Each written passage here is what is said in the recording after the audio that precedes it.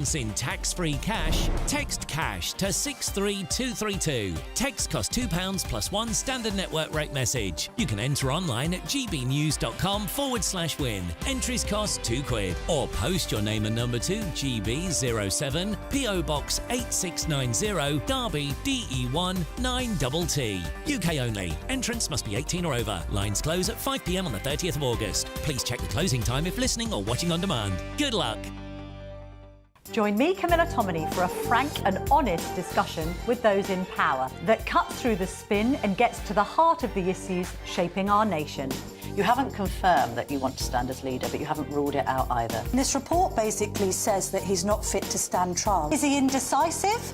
Incompetent? I deliver the dose of reality Westminster needs. That's the Camilla Tominey Show at 9:30 every Sunday on GB News, the People's Channel, Britain's news channel.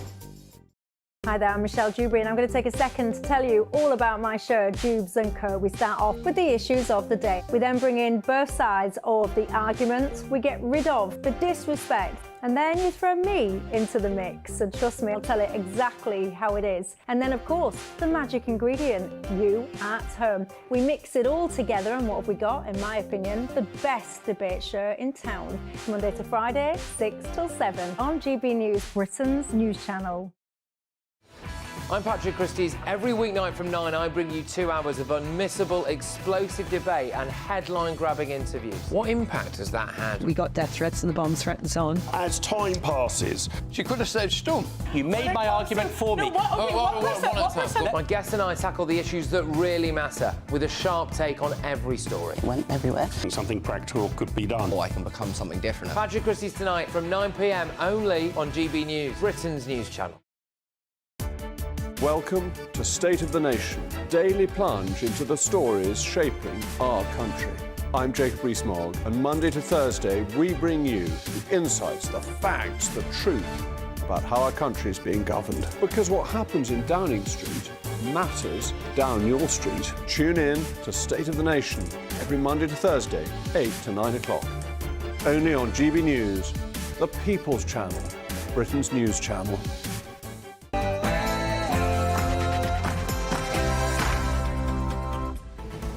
Good afternoon, Britain. It's 12 o'clock on Tuesday, the 27th of August. I'm Tom Harwood. And I'm Emily Carver. Misery awaits. Sir Keir Starmer braces the public for hard times ahead as he lays out the foundations for a brutal budget. He says he'll clean up the country like he cleaned up the riots. And saying sorry is enough now. Police are increasingly letting knife and sex offenders escape prosecution if they say sorry. More than 147,000 people accused of offences, including sex crimes, violence and weapons possession, are being given community resolutions instead of facing prison.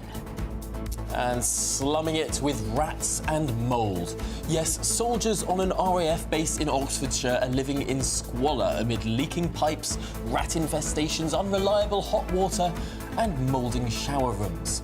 How can we treat our troops like this?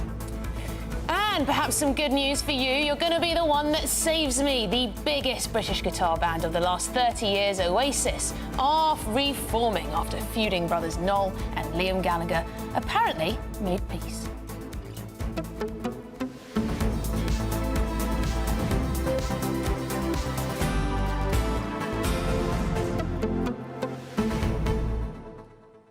Now, Sir Keir Starmer has been out in the Downing Street garden in the last hour or so, saying it's going to be a tough year ahead. Things are going to get worse before, in his words, they get better. Oh, fantastic. What a positive vision for the country. It's a bit miserable, isn't it? Really? It's hardly things can only get better, is it? No, pretty miserable. Things are going to get worse. I've been left in the worst situation that any Prime Minister could ever be left in. The finances are completely in tatters. There's no money for anything apart from the trade unions. The worst you've got to since suck the it up. Second World War.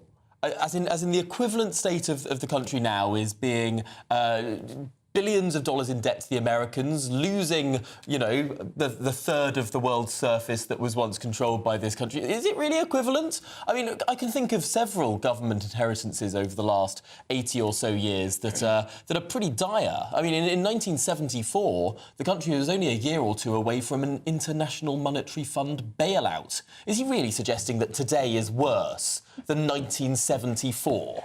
I think it perhaps might suit him. I think it might suit him to suggest it is, don't you? Is he suggesting that today is worse than 1979? I think he is, yeah. With the winter of discontent, is he suggesting that today is worse than at any point in the intervening 80 years? I mean, it beggars belief. It does beggar belief. And, you know, he goes on to say, I'm going to be really tough on the trade unions. I'm going to be really tough on pay with the unions. But has he not seen the headlines? His team have already sorted all that out. Oh, yeah. They've already offered all of those pay offers. They've spent £11 billion on those pay offers, those bumper pay rises for junior doctors stretching beyond 24%. They've given bumper pay rises to all across the public sector workers, the train drivers, everyone else. And now they're complaining that they've run out of money. And loads of talk about all the violent riots that we had this summer. No mention, of course, of any violence over the Carnival. No, that wouldn't fit the narrative. That wouldn't fit the narrative. I mean, we heard about his job at the CPS about 1 million times too. But anyway, get your thoughts in. Perhaps you think, you know, he's right to point out that things are pretty rubbish and that perhaps things will have to get worse before they get better. But yes, let us know. gbnews.com/your say. But it's your headlines with Sophia.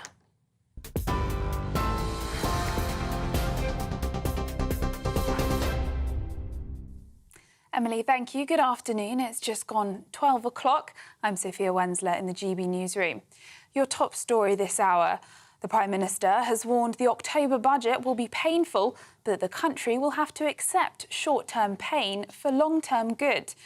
During his speech in Downing Street earlier, Sir Keir Starmer warned things will get worse before they get better, and next week's return to Parliament will not be business as usual. He also addressed the recent riots, saying they showed the cracks in our society after 14 years of populism and failure. Speaking a short while ago, the Prime Minister also reiterated that economic growth is the top of the government's priorities. I promised that we would get a grip on the problems that we face and that we would be judged by our actions, not by our words. I said before the election, and I say it again really clearly today, growth, and frankly by that I do mean wealth creation, is the #1 priority of this Labour government. It all comes as the Prime Minister faces pressure over accusations of cronyism, as Conservatives demand an investigation into recent civil service appointments. Speaking earlier on GB News, Shadow Science and Tech Secretary Andrew Griffith says it's hypocritical for Labour to talk about trust in politics. In particular, he promised to introduce new levels of transparency and integrity, and yet what we've seen week by week over the last few weeks over the summer is revelations about Labour appointments to the civil service, the independent civil service. These aren't just the normal special advisors that all governments make political appointments to. These are some of the top roles in the independent civil service that Labour's been giving to donors and its political supporters. So it's pretty rich to talk about trust in politics at the same time as that. In other news, now 3 men have been arrested after a stabbing at Notting Hill Carnival that left a 32-year-old mother fighting for her life. It comes after 5 more people were stabbed and 230 arrested on the closing day of the event. Police have also said that 15 officers were assaulted and 90 arrests were made on the first day of the event. From today, the NHS 111 helpline will now offer mental health support to adults and children in crisis. Local health systems previously had their own separate phone lines, which took about 200,000 calls per month. It makes the NHS in England one of the first countries to offer such a support service for mental health issues, as well as for physical problems. Russia has launched another wave of about 200 drone and missile attacks at Ukraine overnight. At least 5 people have been killed and dozens injured due to the strikes, which appeared to be the biggest attack on the country in weeks. The country's president, Volodymyr Zelensky, said it was vile and claimed the attack had targeted civilian infrastructure. It comes after the Kremlin said there would be a response to Ukraine's incursion in Russia's Kursk region. In the US, Mark Zuckerberg has admitted Facebook and Instagram were wrong to censor posts about COVID during the pandemic. In a letter to a US committee investigating online content moderation, Mr. Zuckerberg said senior White House officials repeatedly pressured the company after Joe Biden was inaugurated in 2021. He said that Facebook made some choices that it would not have made today. Back in the UK, Katie Price has arrived at court for her latest bankruptcy hearing after being warned by a judge that she must attend with no ifs or buts. The former glamour model was arrested at Heathrow Airport earlier this month after failing to attend a previous hearing. Judge Daniel Schaffer told Miss Price she would be brought back into custody if she did not attend today's hearing. Last week, a judge ruled that her TikTok income would be suspended as part of efforts to pay off money Miss Price owes. And after lots of speculation, Oasis are officially reuniting nearly 15 years after they split.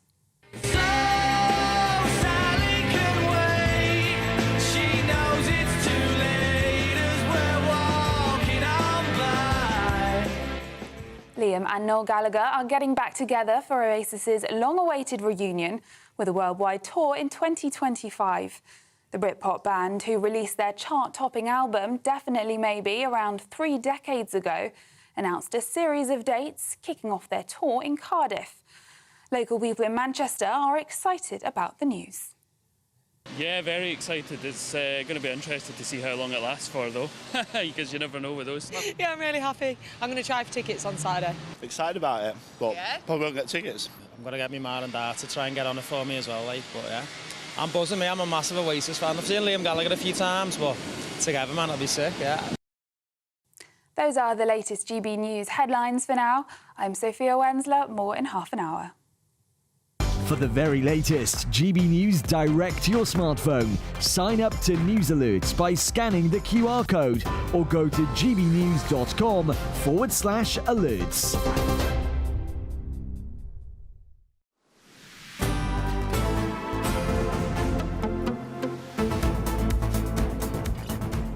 Good afternoon, Britain. It is 9 minutes past 12. Now, the Prime Minister is warning Chancellor Rachel Reeves's budget in October might be quite painful for all of us. Yes, just a bit. Brutal, perhaps. Speaking in Downing Street's Rose Garden, interesting choice that. Sir Keir Starmer told reporters things are worse than we ever imagined because of this £22 billion black hole in the public finances he says was left by the 14-year Conservative government. But he says all the pain in the short term will be worth it for what he describes as long-term good. Well, there you go. That about sums it up. So joining us from Downing Street is our political editor, Christopher Hope. Christopher, I note that you weren't actually called on for a question. GB News viewers didn't get to hear what you might have asked. What were you going to ask, and why do you think he didn't call upon you? Yes, hi Emily, hi Tom. Yeah, I mean, I've been to 3 of these press conferences with the Prime Minister since he won the landslide victory last month, and he hasn't called me at any of them. I mean, no problem here, it's a free country, they can call who they like. I just think the GB News viewers and listeners, the amazing people who tune in to us, have particular questions they want to get the PM to speak to, and he doesn't want to do that, so that's up to him. He has called us one colleague, I think, since in the 5 press conferences I can count since the election. So we'll keep asking questions for our viewers. What I would have asked him was the one that's been dogging the shows I've been reporting to over the past month or so. Does he feel that concern about immigration is a far-right question, or does he recognise there's a widespread concern about levels of illegal and legal migration across the country, and how would you address those concerns? That was my question. We don't know the answer. He chose not to answer it. Instead, he took questions from other journalists, not GB News. But he made very clear he did defend cutting the winter fuel allowance for about 11 million pensioners, because he says that we need to make tough choices. He said those pensioners want to rely on an NHS that works, on trains that work, and that's how he justified that apparent trade-off between cutting that the £300 fuel allowance for all those pensioners and getting those deals done, all of them above inflation, many of them many times above inflation, with public service sector unions. He also, I think, most crucially, I think, for viewers and listeners, he looked forward to the budget. He said it's going to be painful, in his language. He also said there that those with the hardest shoulders should carry the burden. So he really is teeing up, I think, weeks of speculation about how hard and how difficult that budget will be for so many Britons on October the 30th.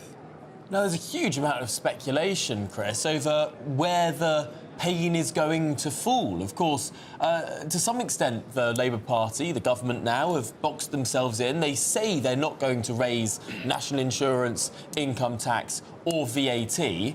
But there is a whole host of other taxes that could be raised or indeed fiddled with, thresholds that could be changed. Tom, you're totally right. And of course, that triple lock for working people was only for that. So there's a suggestion they might increase national insurance for employers, because they pay their share of NIC as well as employees, don't forget. He said, all I would ask for you is we're looking at short-term pain for long-term good.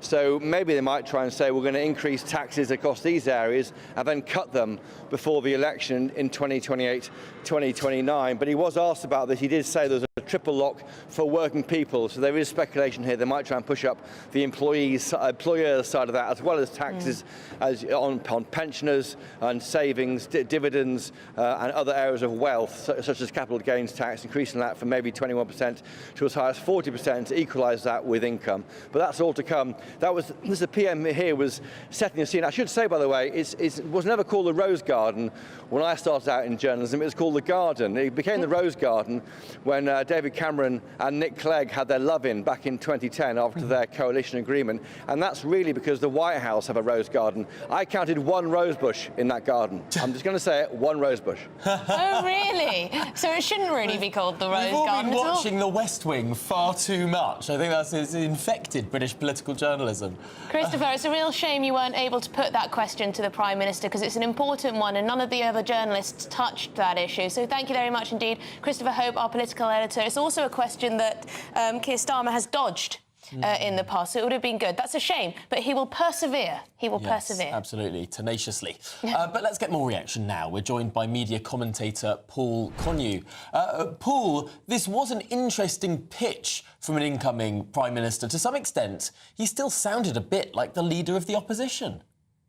Well, not really. I mean, I'm sure critics are going to call this a doomsday speech. I would term it a brutally candid speech.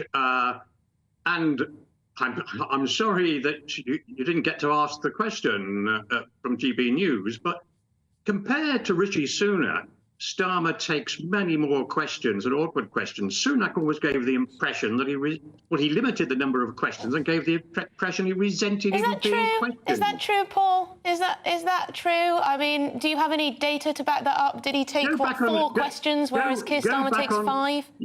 All you've got to do is revisit clips of Sunak press conferences, and you'll see what I mean. The limited throughout both his candidacy and his leadership, Starmer takes far more questions than Sunak did, and you can research that yourselves, and you will find I'm right.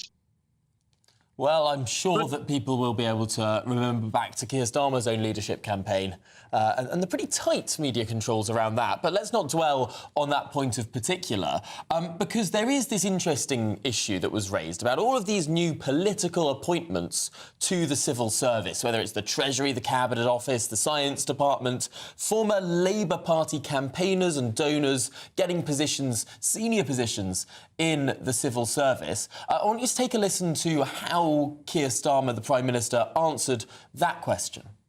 Look, Andy, most of these allegations and accusations are coming from the very people that dragged our country down in the first place. So you'll forgive me if I take that approach to it. We are going to fix the foundations. We've got to do it at speed, and I'm determined to have the right people in the right places to allow us to get on with that job. I'm enormously aware of how big a task this is and how we have to move at pace. And that's why we're getting the best people into the best jobs. But I'm not really going to take lectures on this from the people who dragged our country so far down in the last few years. Thank you. Do you think it's good enough to just say that, oh, it's just the Tories saying this? When it was a question asked by someone from Channel 5, their political editor, it's been run in the Times and the Sunday Times. This is a legitimate question, and he seemed to say, oh, it's just the Tories. I can ignore it. Well, I'm a Labour supporter, but not an uncritical one. I think there are questions that he has to answer on that. I don't know the facts about the Lord Ali pass, but I think that needs answering. But it's a bit rich to have the Tory party chairman talking about integrity and cronyism, given that the Tory government's history of cronyism and PPE awards to donors and cronies. So I think it's a bit rich, that one. But yes, Starmer does have genuine questions to answer on that, and I trust he will answer them. Standards for himself, I'm sure didn't it will pop up at the first PMQs of Parliament next week. Yeah, I mean, he set these standards for himself. I mean, he pledged throughout the campaign that he was going to be the one to completely destroy any cronyism, to remove it in its entirety, to get everything back to whiter than white in politics. And then he just dismisses any question relating to that in his own administration. I mean, well, I'm sure Rishi Sunak, he's back taking from us a sunshine holiday in California, will ask that question at the PMQs next Wednesday. Okay. And so let's see how Starmer handles it there.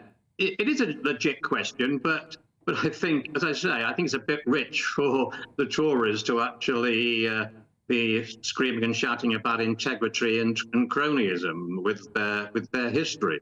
But I think what today was really, and the Rose Garden was a fascinating choice, the scene of that infamous Boris Johnson lockdown-breaking gathering, and also the infamous appearance by a certain advisor after his trip test his eyes out. And I think it was chosen for that very... Paul, we're going to have to end it there. But thank you very much indeed. It was great to talk to you, media commentator and Labour supporter Paul Okonye. Yes, interesting choice of location. Well, in other news now, police are allowing increasing numbers of violent offenders to escape prosecution, simply if they say sorry. Well, the Telegraph has revealed more than 147,000 people accused of offences, including sex crimes, violent assault, possession of weapons, have been handed community resolutions in the past year. Well, the figures show a 40% increase in the number of offenders now escaping prosecution in favour of community orders. OK, well, we have Home and Security Editor Mark White with us in the studio. What exactly is a community resolution? Is it basically saying sorry? No, it's not as simple as that. It does, an act of contrition is key to being able to decide whether this should go down the road of a formal criminal sanction, potential prosecution and a penalty, whatever that might be, either a fine, community service, or in more serious cases, of course, prison. But it's an act of contrition. It also has to be the victim in a case deciding that they are happy for this to be dealt with by means of a community resolution. And it should be for fairly minor offences, such as antisocial behaviour. The people that should be granted community resolutions should, by and large, be people who are first-time offenders. But whether that is the case or not, we don't know. But what we do know is evidence that over the past 5 years, the number of these community resolutions has absolutely shot up by 40%. And if we drill down into things like the violent crime, for instance, that we hear so much about, and how this government, like the last, is determined to crack down on it, well, in terms of violence against the person, there's been a 57% increase in the number of community resolutions for violent crimes and also for possession of offensive weapons, such as knives. That's gone up 77%. being dealt with by way of a community resolution. That is extraordinary, because, Mark, as you explained, these community resolutions are meant to be for low-level offences. You graffiti a wall, you say you're 16 years old, you apologise, the community accepts that, maybe you scrub it off, and then everything sort of is settled and you don't have a black mark against your name. Fine. That's probably quite a good way to settle things. It seems like it's grown and expanded beyond this very limited situation for which it was envisaged. I mean, violent offenders now being able to do this seems extraordinary. It does have that feel. As I say, we don't know the details of the individual cases involved, but purely just looking at the evidence of the way in which it's expanded and the fact that it will be unpalatable for many people, the thought that you can commit a violent offence against an individual and can effectively escape any criminal sanction. There's no blot on your record.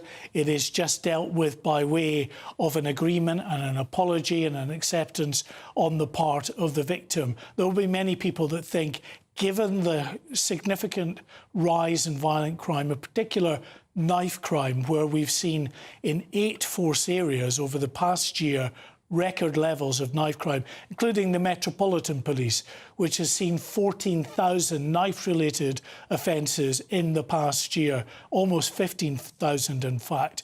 There will people, understandably, will be saying, surely possession of a knife, you can't dispose of that through a community resolution like this. There has to be some kind of a sanction to act as a deterrent.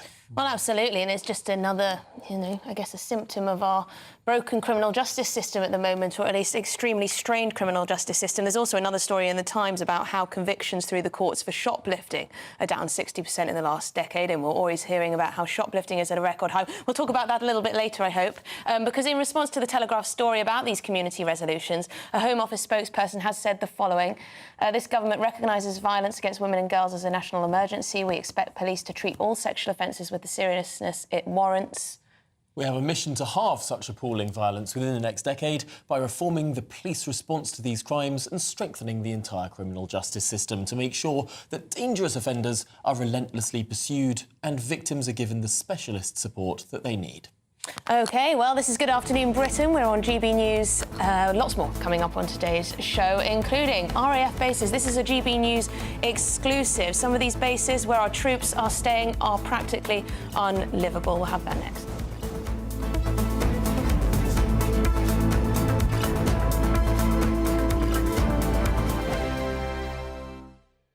Sunday with Michael Portillo from 11, only on GB News. A new 9-storey high mural celebrating Jewish life in Britain's capital has been unveiled in Finchley Road. The mural's artist, Leon Fenster, joins me now. Leon, welcome to GB News. Congratulations on the work. Tell me a little bit about the concept and how you put it together. Mm-hmm. Well, all of my artworks are kind of essentially storytelling. So trying to pull back the curtain on some specific world that I can reveal, whether that's the world of a particular family, of a community, of an organisation, of a city. And in this case, the challenge was how to depict in a single artwork the entire story of Jews in the city of London. I don't really plan too much. I start somewhere, one thing leads to the next, to the next, to the next, the way we remember the world in our dreams and our memories. And then after a few months, it was ready and we put it up onto the wall. Give me an idea of the dimensions of this thing. We've talked about it being 7 stories high. Right. Also looks like it's pretty broad. The wall is 14 metres wide and it's to the top of the artwork is 26 metres. Mm-hmm. So definitely my largest yet, I would say. I didn't know Benjamin Disraeli had a bar mitzvah. He did not. He made a point of not having one. These artworks, there's this kind of mischievous sense of humour. Oh. So actually, Benjamin Disraeli's father left Bevis Mark Synagogue after an argument and immediately had his children baptised. Yes. Just a couple of months before Benjamin Disraeli's bar mitzvah would have been. So I'm sort of slightly cheekily imagining him finally getting to have the bar mitzvah he never had. He might not be too happy about this, to be honest. Because after all, Benjamin Disraeli would not have been Prime Minister in that era. Quite. Has he been willing to attest to the Church of England? That's right, absolutely. So that's why there's something slightly cheeky about it. Exactly. GB News, the People's Channel. If you want your news to be straight talking... This is a nightmare for the Conservatives again. Down to earth. It's not just Nottingham where this is happening, is it? And most importantly, honest. Hard-working, middle-class taxpayers, they'll get the book thrown at them. Then catch me, Martin Daubney, Monday to Friday, 3 till 6 p.m. on GB News, Britain's news channel.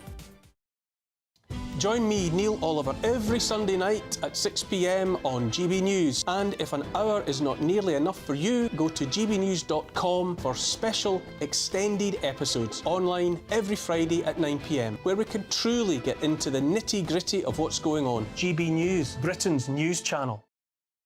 We're proud to be GB News, the People's Channel, and as you know, we always love to hear your views. Now, there's a new way of getting in touch with us at gbnews.com/yoursay. By commenting, you can be part of a live conversation and join our GB News community. You can even talk to me, Bev Turner, or any of the members of the GB News family.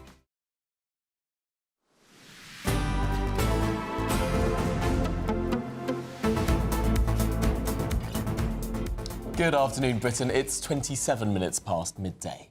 It is indeed, and soldiers at an RAF base have said their accommodation is in an unlivable condition. Here are some pictures that we're showing you now. GB News can reveal that troops posted to RAF Benson in Oxfordshire are living in squalor, leaking pipes, rat infestations and the like. Well, our national reporter, Charlie Peters, has this exclusive and joins us in the studio now. Charlie, looking at some of those pictures, it is astonishing the conditions our troops are living in. Absolutely, and this is a frontline station, RAF Benson in Oxfordshire. It houses both operational and support squadrons of the RAF, and it's a tri-service station, so the personnel who've spoken to us about this are from the Army, despite being posted at an RAF base. And they said that this transit accommodation they're living in, so people are passing through this space as well, is severely substandard. Now, soldiers don't have permission to speak to the press, so they've spoken to us on condition of anonymity, but the details they've shown us and shared with us are shocking. Rat infestations, leaks and mould are disturbing to see, especially when you consider who is staying in them, people who should be fighting fit to defend the nation. Are they getting sufficient sleep, rest and recuperation and welfare in such a space?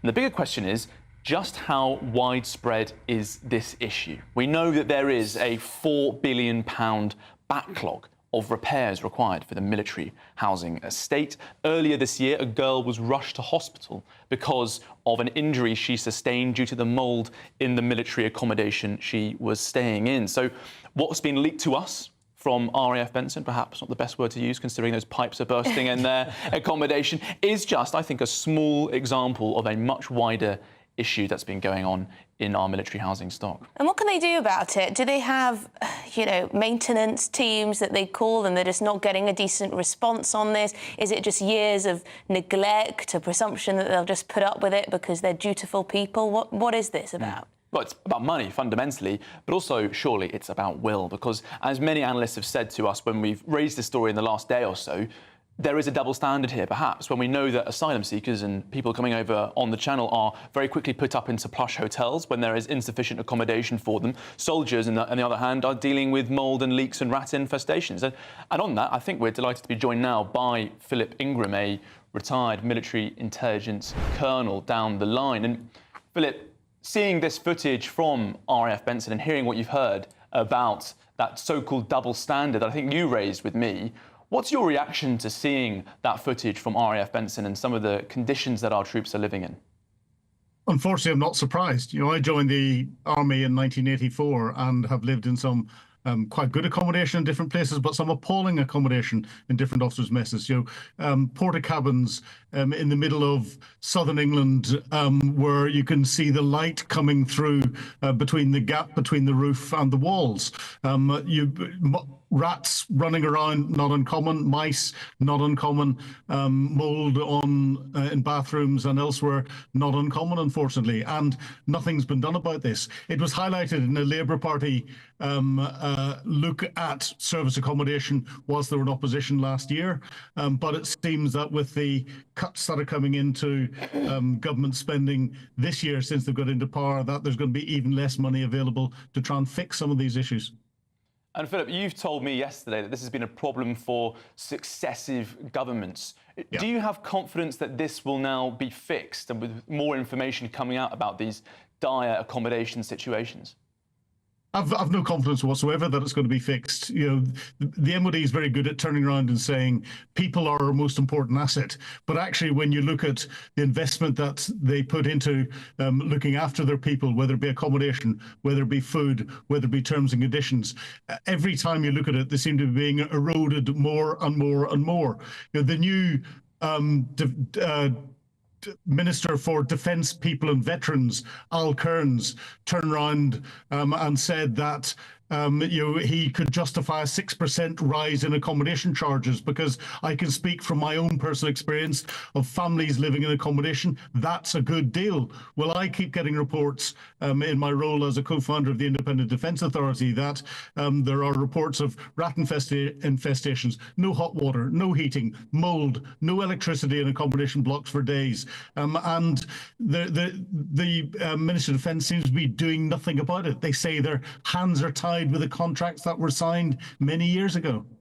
Well, thanks, Philip, for your take there. Concerning reports, Tom and Emily. And in reaction to what we've raised, I did get a statement from the MOD, and a spokesperson told me that this new government is committed to improving the state of service housing as part of our drive to renew the nation's contract with those who serve.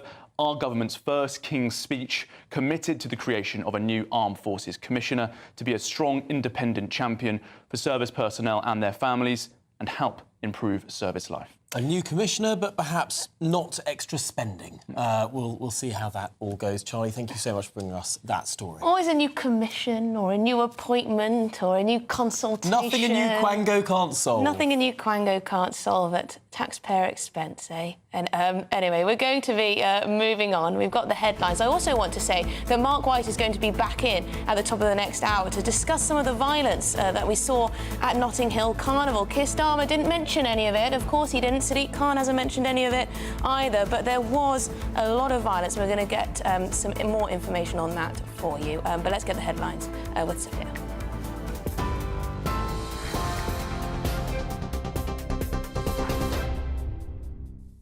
Emily, thank you. Good afternoon. Your headlines from the GB newsroom. It's just gone 12:30. The Prime Minister has warned the October budget will be painful, that the country will have to accept short-term pain for long-term good. During his speech in Downing Street earlier, Sir Keir Starmer warned things will get worse before they get better, and next week's return to Parliament will not be business as usual. He also addressed the recent riots, saying they showed the cracks in our society after 14 years of populism and failure. Speaking a short while ago, the Prime Minister also reiterated that economic growth is the top priority of the government.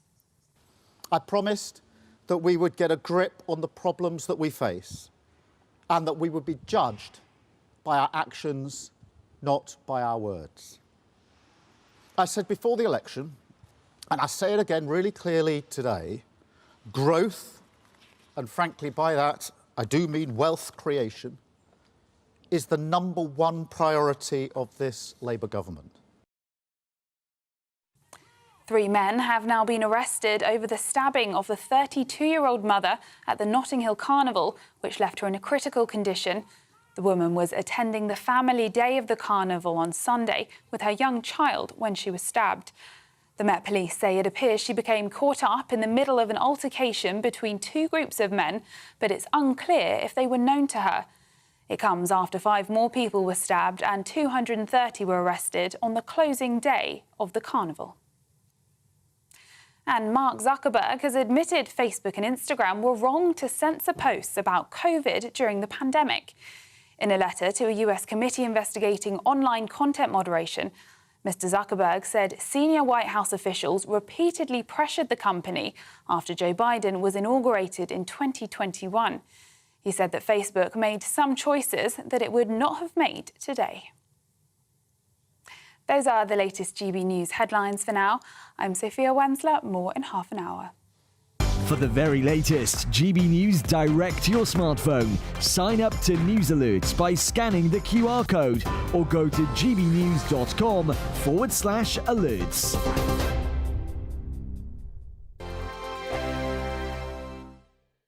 Hey, here's your GB News weather update from the Met Office. There will be some warm, sunny weather in the southeast and some showers towards the northwest. In between, we have a slow-moving band of rain. Now, that's due to a front that's making very slow progress across the UK as we go through the next 24, 36 hours or so. And it is going to bring quite a bit of rain. It's already brought some rain across parts of Dumfries, Galloway area, and we could see some localised impacts as a result. But through into this afternoon, the heaviest rain's probably going to be across parts of Cumbria and into Wales as well. Like I said, though, to the southeast of this, it's going to be largely fine. Lots of sunshine, temperatures in the mid-20s, 25, 26 Celsius perhaps. Cooler towards the northwest, and here there will be some showers and a bit more cloud too. As we go through this evening then, more showers to come across some parts of Scotland. None of them look especially heavy, and they're going to be most frequent towards the west, perhaps in the east. A greater chance of some drier, brighter weather. Northern Ireland will also have a few showers, but a couple of sunny spells mixed in. A wetter end to the day for parts of northern England and into West Midlands and across Wales, with that front lingering here. But across more eastern parts of the Midlands, the southeast and the south of the UK, it is actually going to be a fine picture. Now, that front really doesn't make much progress as we go overnight, bringing further outbreaks of rain. Could even be the odd rumble of thunder near the front as we go through the night. And do watch out for some mist and fog in parts of the southwest as well. But in the southeast, even though we have some clear skies, we are going to still have some warm air, so temperatures not dropping a huge amount, a bit fresher towards the northwest.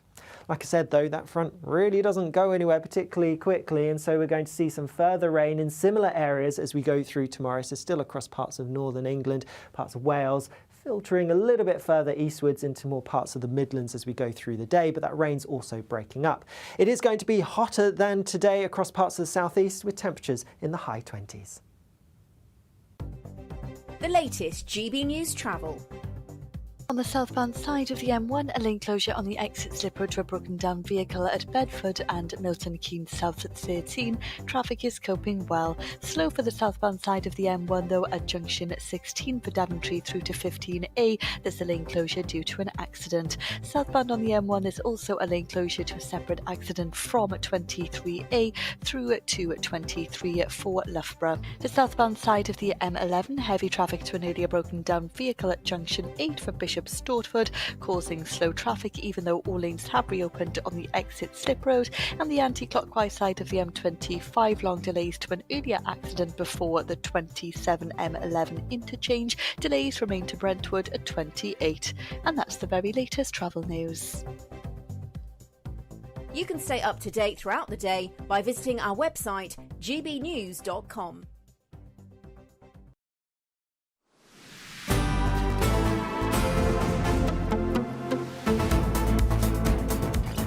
OK, welcome back. You're watching and listening to Good Afternoon Britain. Now, Ofcom, the communications regulator, the media regulator, may gain emergency powers to counter online misinformation, with proposals potentially putting social media giants in the crosshairs of these new regulations. Well, the Centre for Countering Digital Hate has suggested that Ofcom be granted the authority to act swiftly during crises to de-amplify harmful content. Many alarm bells ringing. These recommendations follow recent riots triggered by disinformation spread on platforms like X, formerly Twitter, highlighting the urgent need for stronger regulatory measures, perhaps, some might say. Well, joining us to discuss this now is the editor of Spiked magazine, Tom Slater. Tom, this is a very interesting proposal. I suppose Ofcom, once the regulator of the airwaves, now being more and more seen as the regulator of speech online as well. And it's one of those many things we have to thank the Tories for, unfortunately. Under the Online Safety Act that was passed last year, Ofcom is essentially going to be the regulator of social media and online speech. And this call for the government to be empowered to put even more pressure on Ofcom in times of crisis, to put pressure then on social media companies to take down certain forms of content, shows where this is leading. And, you know, I don't need to tell you two, given the kind of demented campaign that Ofcom waged against GBNews, that just because a regulator presents itself as terribly impartial, that it will always act in a terribly impartial way. So very concerning for freedom of speech, I think, and drawing on this broader sort of response we've seen to the riots, which is rather than focusing on the behaviour and the crimes that were committed, this conviction that it's free speech that is the problem and therefore needs to be clamped down upon. I think this is another example of that. Now, you say the Conservatives are partially to blame for this, and that is certainly the case. But there were quite a lot of people within the Conservative Party who wanted to push back on some of this regulation, who put forward the case very strongly for free speech.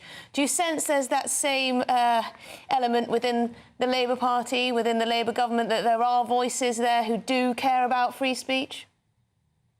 In a word, no. I mean, I've seen no indication of that whatsoever. I think especially this kind of iteration of the Labour Party seems not to care about these civil liberties issues at all. It doesn't resonate with them. We've already seen them nix the higher education freedom of speech bill. They completely dismiss the idea that campus censorship is a problem. And similarly, I think the concerns raised by civil libertarians, whether it's from the Tory backbenches or anywhere else, they just don't resonate with them. They fundamentally see this as a problem of we need to control the media landscape more, we need to control the social media landscape more, and free speech and civil liberties be damned. So I think whilst things were bad under the Tories in relation to a lot of these issues, things can only get worse, I'm afraid.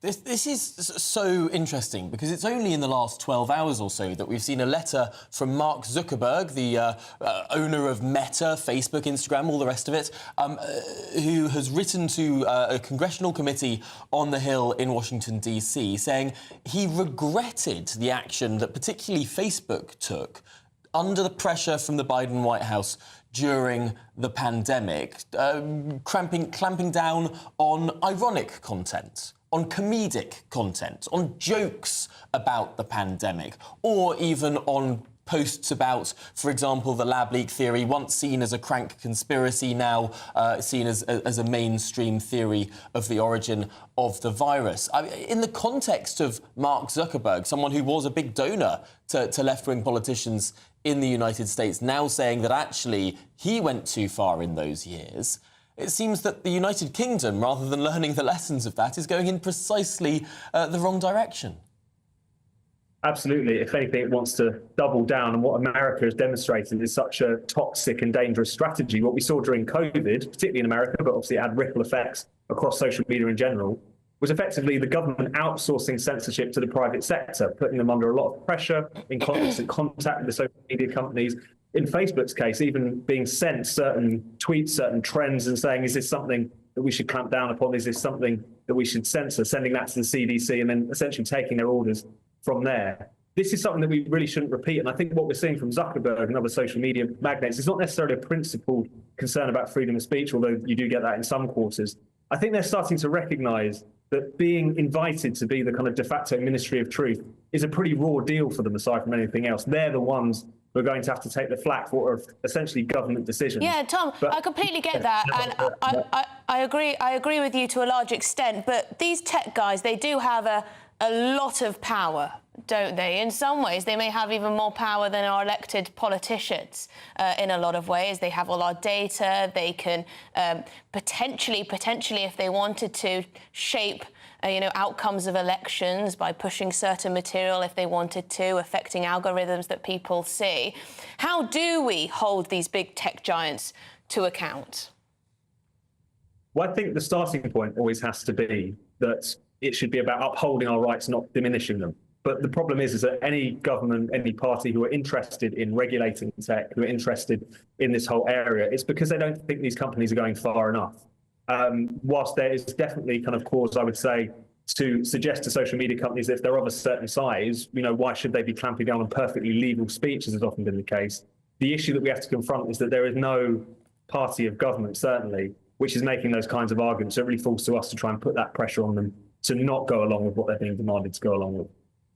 Well, Tom Slater, editor of Spiked, really appreciate your thoughts on this developing story. Real concern, I think, for many people in this country. Thanks for your time. Regulators deciding what you can and can't say, what's true and what's not true on any given day. But isn't this the big thing? I mean, they talk of this as sort of, we need this regulator for the internet, as if the internet is like broadcast. It's sort of this little box over here, this sort of everything else is here and the internet is here. But no, the internet is everything now. Every aspect of our lives is touched and influenced by the internet in some way. It's not a sector of the economy. In many ways, it is the economy. So if you have an internet regulator, that's just a regulator of everything. Every industry is in some way online, is in some way connected to the internet. What you're doing is not creating a regulator for one little thing over there. You're creating a regulator for everything. Yeah, I sometimes wish we just lived in the analogue world. Anyway, this is Good Afternoon Britain on GB News. Was it easier? Was it easier? We've got lots more coming up on today's show. We are going to be talking about what everyone is talking about, the big Oasis reunion, and lots more, of course. Stay with us.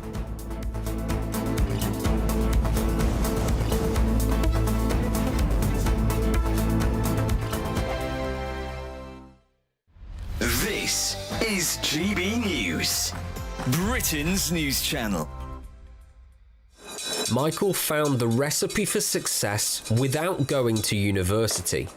Instead, he went looking for answers inside of a kitchen. The 22-year-old has just finished a level 2 course in professional cookery at UCB, a college in Birmingham. When I started UCB, I was expecting to be so intense from day one, but it's not. It sort of builds up, so to the point where you get comfortable. And building that comfort is a huge part of becoming a chef, because you need to be comfortable being in your own skin. This week, tens of thousands of students get their A-level results. The college wants them to remember university isn't the only option after school, and West Midlands Mayor Richard Parker agrees. University is the right route for lots of our young people, but there are other pathways to getting access to qualifications that will give young people the skills they need to succeed in life. Further education principal Rosa Wells says apprenticeships and technical courses are also great routes to a career. Here at University College Birmingham, we offer vocational courses. These are hands-on technical courses that can give people a different opportunity, something different to school. So we've got brilliant facilities that really give students industry standard training. A skills shortage across the UK means youngsters learning trades are desperately needed. 36% of job vacancies are due to shortages. The Labour government's new body, Skills England, has been created to bring training providers and businesses together with local and national authorities plus unions to target trade gaps and regional requirements. Michael's now finishing his qualification. Where he goes next is down to him. GB News, the People's Channel. Hi there, I'm Michelle Dewberry, and I'm going to take a second to tell you all about my show, Dubes & Co. We start off with the issues of the day. We then bring in both sides of the arguments. We get rid of the disrespect. And then you throw me into the mix. And trust me, I'll tell it exactly how it is. And then, of course, the magic ingredient, you at home. We mix it all together, and what have we got? In my opinion, the best debate show in town. Monday to Friday, 6 till 7 on GB News, Britain's news channel. I'm Patrick Christie's. Every weeknight from 9, I bring you 2 hours of unmissable, explosive debate and headline-grabbing interviews. What impact has that had? We got death threats and the bomb threats on. As time passes, she could have said stump. You made my argument for me. My guest and I tackle the issues that really matter with a sharp take on every story. Went everywhere. Something practical could be done. Or I can become something different. Patrick Christie's tonight from 9 p.m. only on GB News, Britain's news channel.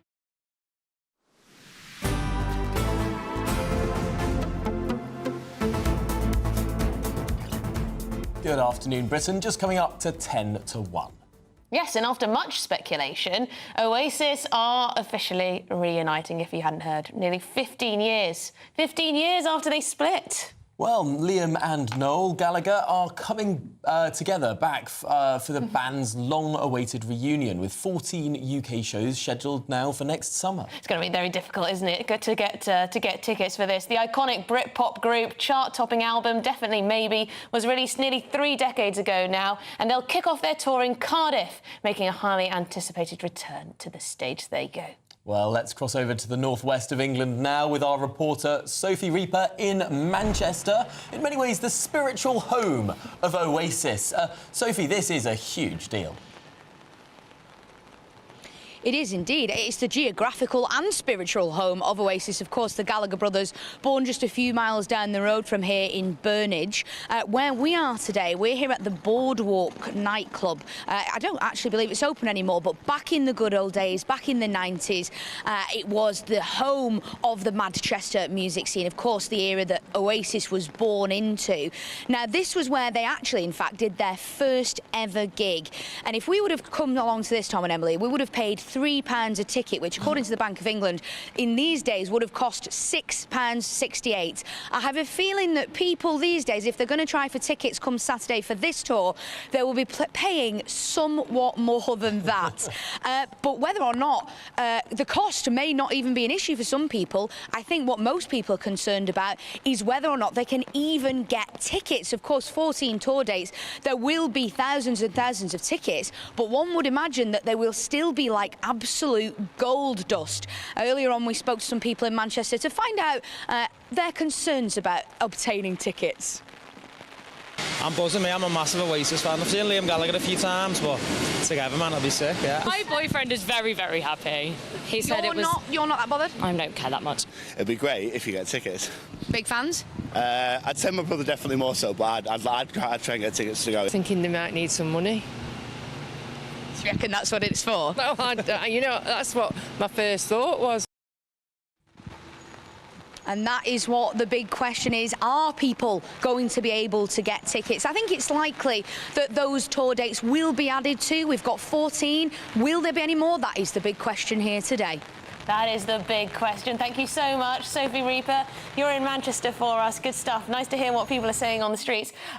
Yes, Patrick is absolutely desperate to get his hands on some tickets, and he wants to go in Manchester. Much more desperate than you are? I'm not bothered about Oasis myself. I do like some of their songs. I think they've got maybe 3 good songs. 3 songs that literally everyone in the country knows the lyrics to. Yeah. Go on.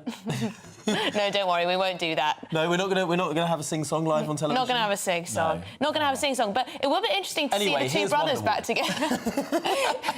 It will be interesting to see the brothers back together and see if they are actually mates again. Yes, because there is this theory that they've not actually made up. One of them's had a very expensive divorce, and this is all a money-making exercise. It's you know, you need to raise a few tens of millions. Wouldn't it be nice to have a talent that you could just like switch on when you're in need of a bit of cash? Oh, you know, you've stopped your act for decades. Oh, but you know, I need a bit of cash. I'll just do a sellout tour. Yeah, I just know that there's this avalanche waiting of like sort of this big dam of tens of millions of pounds, and I can just smash the dam whenever I want, and all the money comes tumbling down upon me and my brother. So you know what I'm trying to get tickets for? Ricky Gervais. He's added a few dates to his calendar, so I'm going to try and get those. Those usually go like gold dust. He is very funny. He is very funny. It's funny because I don't think many people are commissioning him on the television, despite his tickets selling quite well. Well, he gets Netflix series. That's true. Netflix series, but yes, he has... people have tried to cancel him, but he's too big to be cancelled. I don't think he's going to be hosting the Oscars or the Golden Globes anytime soon. No, he shines a mirror up to their face, doesn't he? Anyway, we've got lots more coming up on today's show, including what's been happening at Notting Hill Carnival over the weekend, why there's been a bit of silence from the Labour side.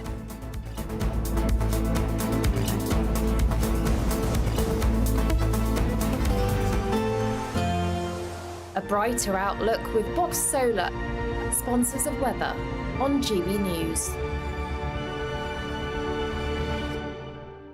Hello again. Here's your latest GB News weather update coming to you from the Met Office.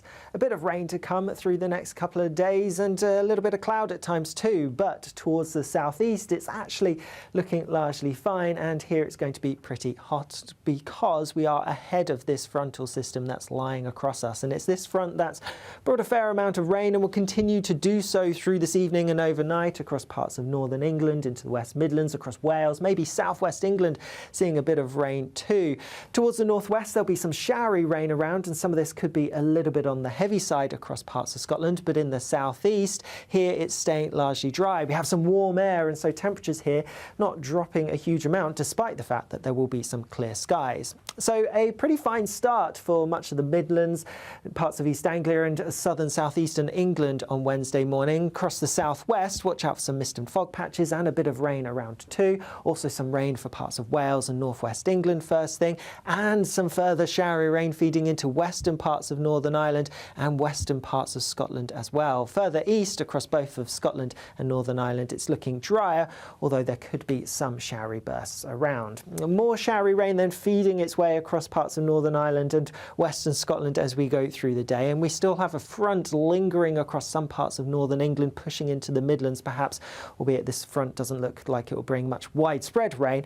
It just could bring some heavy outbreaks for some of us. Towards the south-southeast of the UK, it's looking largely dry, some bright sunny spells, and with that temperatures higher than today, likely to get into the high 20s, highs around 28 or 29 Celsius perhaps. Some showery rain then continuing across particularly Scotland as we go through the end of the day on Wednesday, but a lot of that then does clear through as we go overnight. And then there's plenty of dry weather to come as we go through the end of the week, but do watch out for some showers, particularly towards the north and west on Thursday. Bye-bye. That warm feeling inside from Boxed Boilers, sponsors of weather on GB News. It's the final week to see how you could win an incredible £30,000 in cash. It's extra cash that could really make a difference to your coming year. You could find yourself on that holiday you've always wanted to take, buy that treat that always seemed out of reach, or just send some of those day-to-day financial stresses packing. Time is ticking. Get your entry in now. For another chance to win £30,000 in tax-free cash, text CASH to 63232. Text costs £2 plus one standard network rate message. You can enter online at gbnews.com/win. Entries cost £2. Or post your name and number to GB07, PO Box 8690, Derby DE1 9TT. UK only. Entrance must be 18 or over. Lines close at 5 p.m. on the 30th of August. Please check the closing time if listening or watching on demand. Good luck. GB News Breakfast. Every day from 6 a.m. Football and gambling can go hand in hand and cause long-term problems. New figures show that young adults aged between 16 and 24 who have bet over the last year are more likely to report mental health issues compared to those in older age groups. And joining us now to discuss this is Matt Burgess, who is a former gambling addict and now helps those to deal with their own gambling issues. Yeah, I think gambling is one of those things that is so accessible now. You know, everyone's got a kind of mobile phone in their pocket, walk around with a kind of 24-hour casino, if you like. So I think it's really important that people realise that we have to sort of recognise that that is a month of quite condensed gambling, and we don't want people to sort of carry that on into their everyday life, because that's when it can become really risky and you know, it can become addictive. I had no idea, though, that it was linked to first-time gambling. For the first time, people might be able to pick up and have a go. And then it doesn't end there. It goes on, because by then you've got the bug. Is that how it works? You've got to remember, for things like the Euros, the World Cup, so you get a lot more people watching football and therefore potentially betting on football. May I ask you about how severe your own gambling addiction got? Well, look, I think there was a couple of touch points for me where I realised that things were getting out of hand. There were some times at university where, you know, I kind of thought, you know, I'm definitely doing this a bit too much, but, you know, kind of thought maybe it would move on once I left, but it didn't. It did follow me. And then, you know, I got to points where I was at my worst gambling 16, 17 hours a day. I was spending huge amounts of money. It can spiral out of control very, very quickly, and that was the important thing that we want to highlight is, you know, what can start as fun can become very, very dangerous in a sense. GB News, the People's Channel.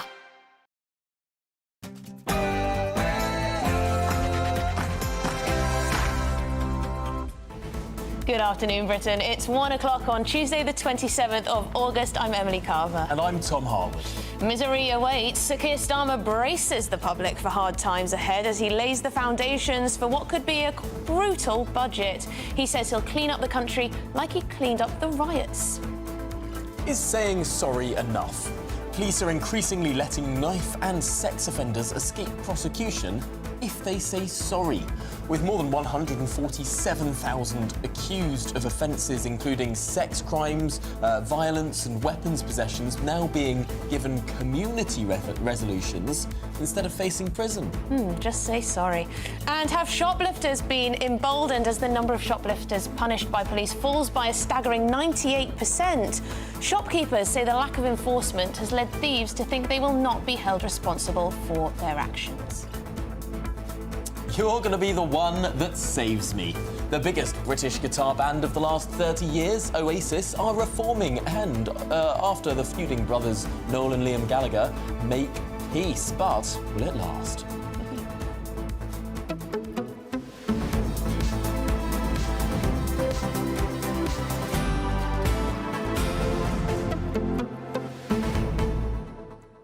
Yes, we're going to also be talking to Mark White, our Home and Security Editor, about the Notting Hill Carnival, because I don't know if you've noticed, but there's been a bit of a silence from the government on this one. Sadiq Khan hasn't mentioned anything. Now, of course, lots of people went to the Carnival, had a fantastic time, blah, blah, blah, blah. But there was a huge amount of violence. There were also sex assaults. There were also a number of police officers that were harmed and injured. And there seems to be no mention of this all. A little bit of a whitewash, perhaps. Perhaps it doesn't fit the narrative. I'm not sure. It's interesting because, of course, at any big event, there are going to be moments of disorder. There are going to be issues and the police are going to have to police it. That's why these big events are registered and policed and all the rest of it. But it does seem that this event does proportionately, for the number of people who go, have a higher amount of violence. And there are questions to be asked about how it is managed, about how it is policed, about what, frankly, could be done better. There is a woman in hospital fighting for her life today because of a serious stabbing incident that happened on the family day over the weekend. We're going to be digging into that. We are indeed, and why this silence from some of our politicians. Anyway, gbnews.com/your say. But let's get the headlines with Sophia.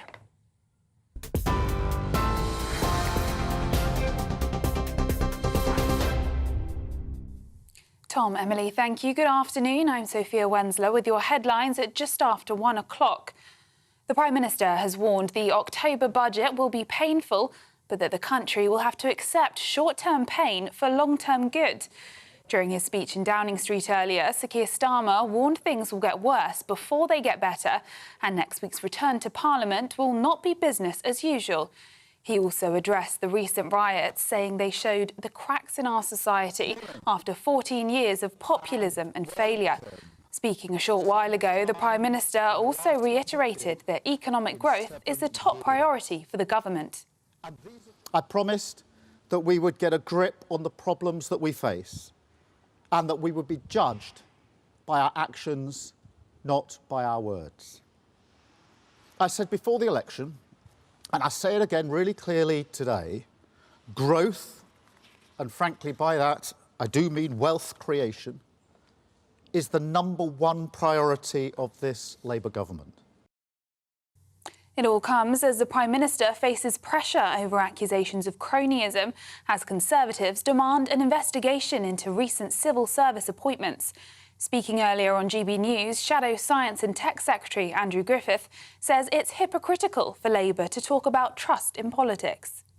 Particularly, he promised to introduce new levels of transparency and integrity, and yet what we've seen week by week over the last few weeks over the summer is revelations about Labour appointments to the civil service, the independent civil service. These aren't just the normal special advisors that all governments make political appointments to. These are some of the top roles in the independent civil service that Labour's been giving to donors and its political supporters. So it's pretty rich to talk about trust in politics at the same time as that.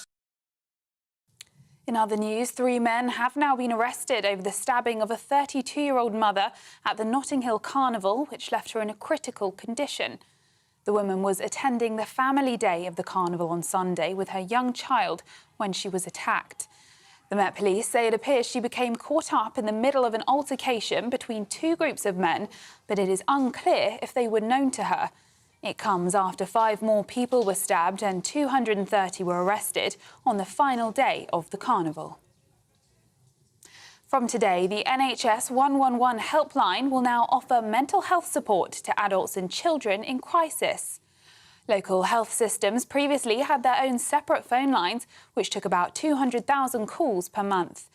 It makes the NHS in England one of the first countries to offer such a support service for mental health issues as well as for physical problems.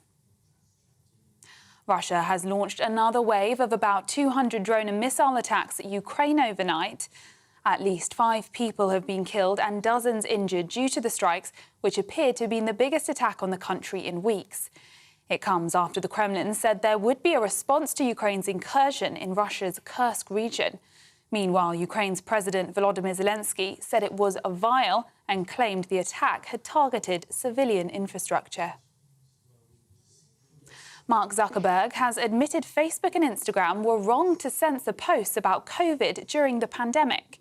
In a letter to a US committee investigating online content moderation, Mr. Zuckerberg said senior White House officials repeatedly pressured the company after Joe Biden was inaugurated in 2021. He said that Facebook made some choices that it would not have made today. And after lots of speculation, Oasis are officially reuniting nearly 15 years after they split.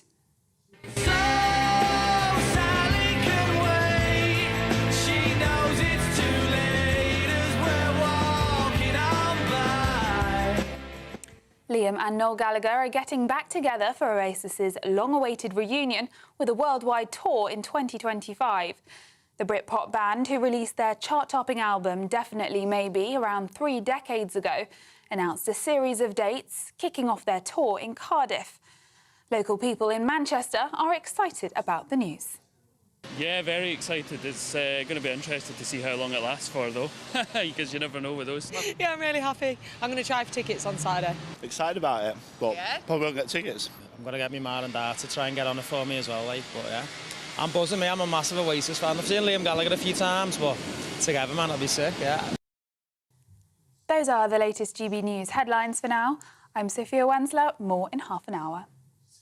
For the very latest GB News direct to your smartphone, sign up to News Alerts by scanning the QR code or go to gbnews.com/alerts.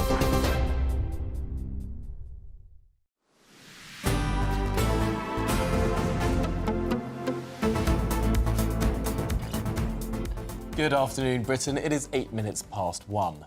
Now, we were going to take you to Downing Street. Unfortunately, there is a dignitary visiting there. Our reporter is not allowed on the street at this moment in time, but as soon as Catherine Forster is allowed in front of the camera, we'll be right to Downing Street. In the meantime, 3 men have been arrested following the stabbing of a 32-year-old mother at the Notting Hill Carnival, which has left her fighting for her life. Now, this comes as it was revealed a 4th person attending the event has been left in a critical condition after receiving head injuries. Well, in total, just over 330 arrests were made over the Carnival weekend for a range of offences, including violence, sexual assaults and attacks on police officers. OK, well, let's get some more on this with GB News Home and Security Editor Mark White. Mark, as ever, lots of people want to celebrate this as a wonderful event in the media, but every year there is a lot of violence that goes along with it and criminality as well. Where are we on this year? Well, for many people that attend the Notting Hill Carnival, it is a wonderful event and something they look forward to. But there is also no getting away from the fact that there are shocking levels of violence and criminalities at this carnival every single year.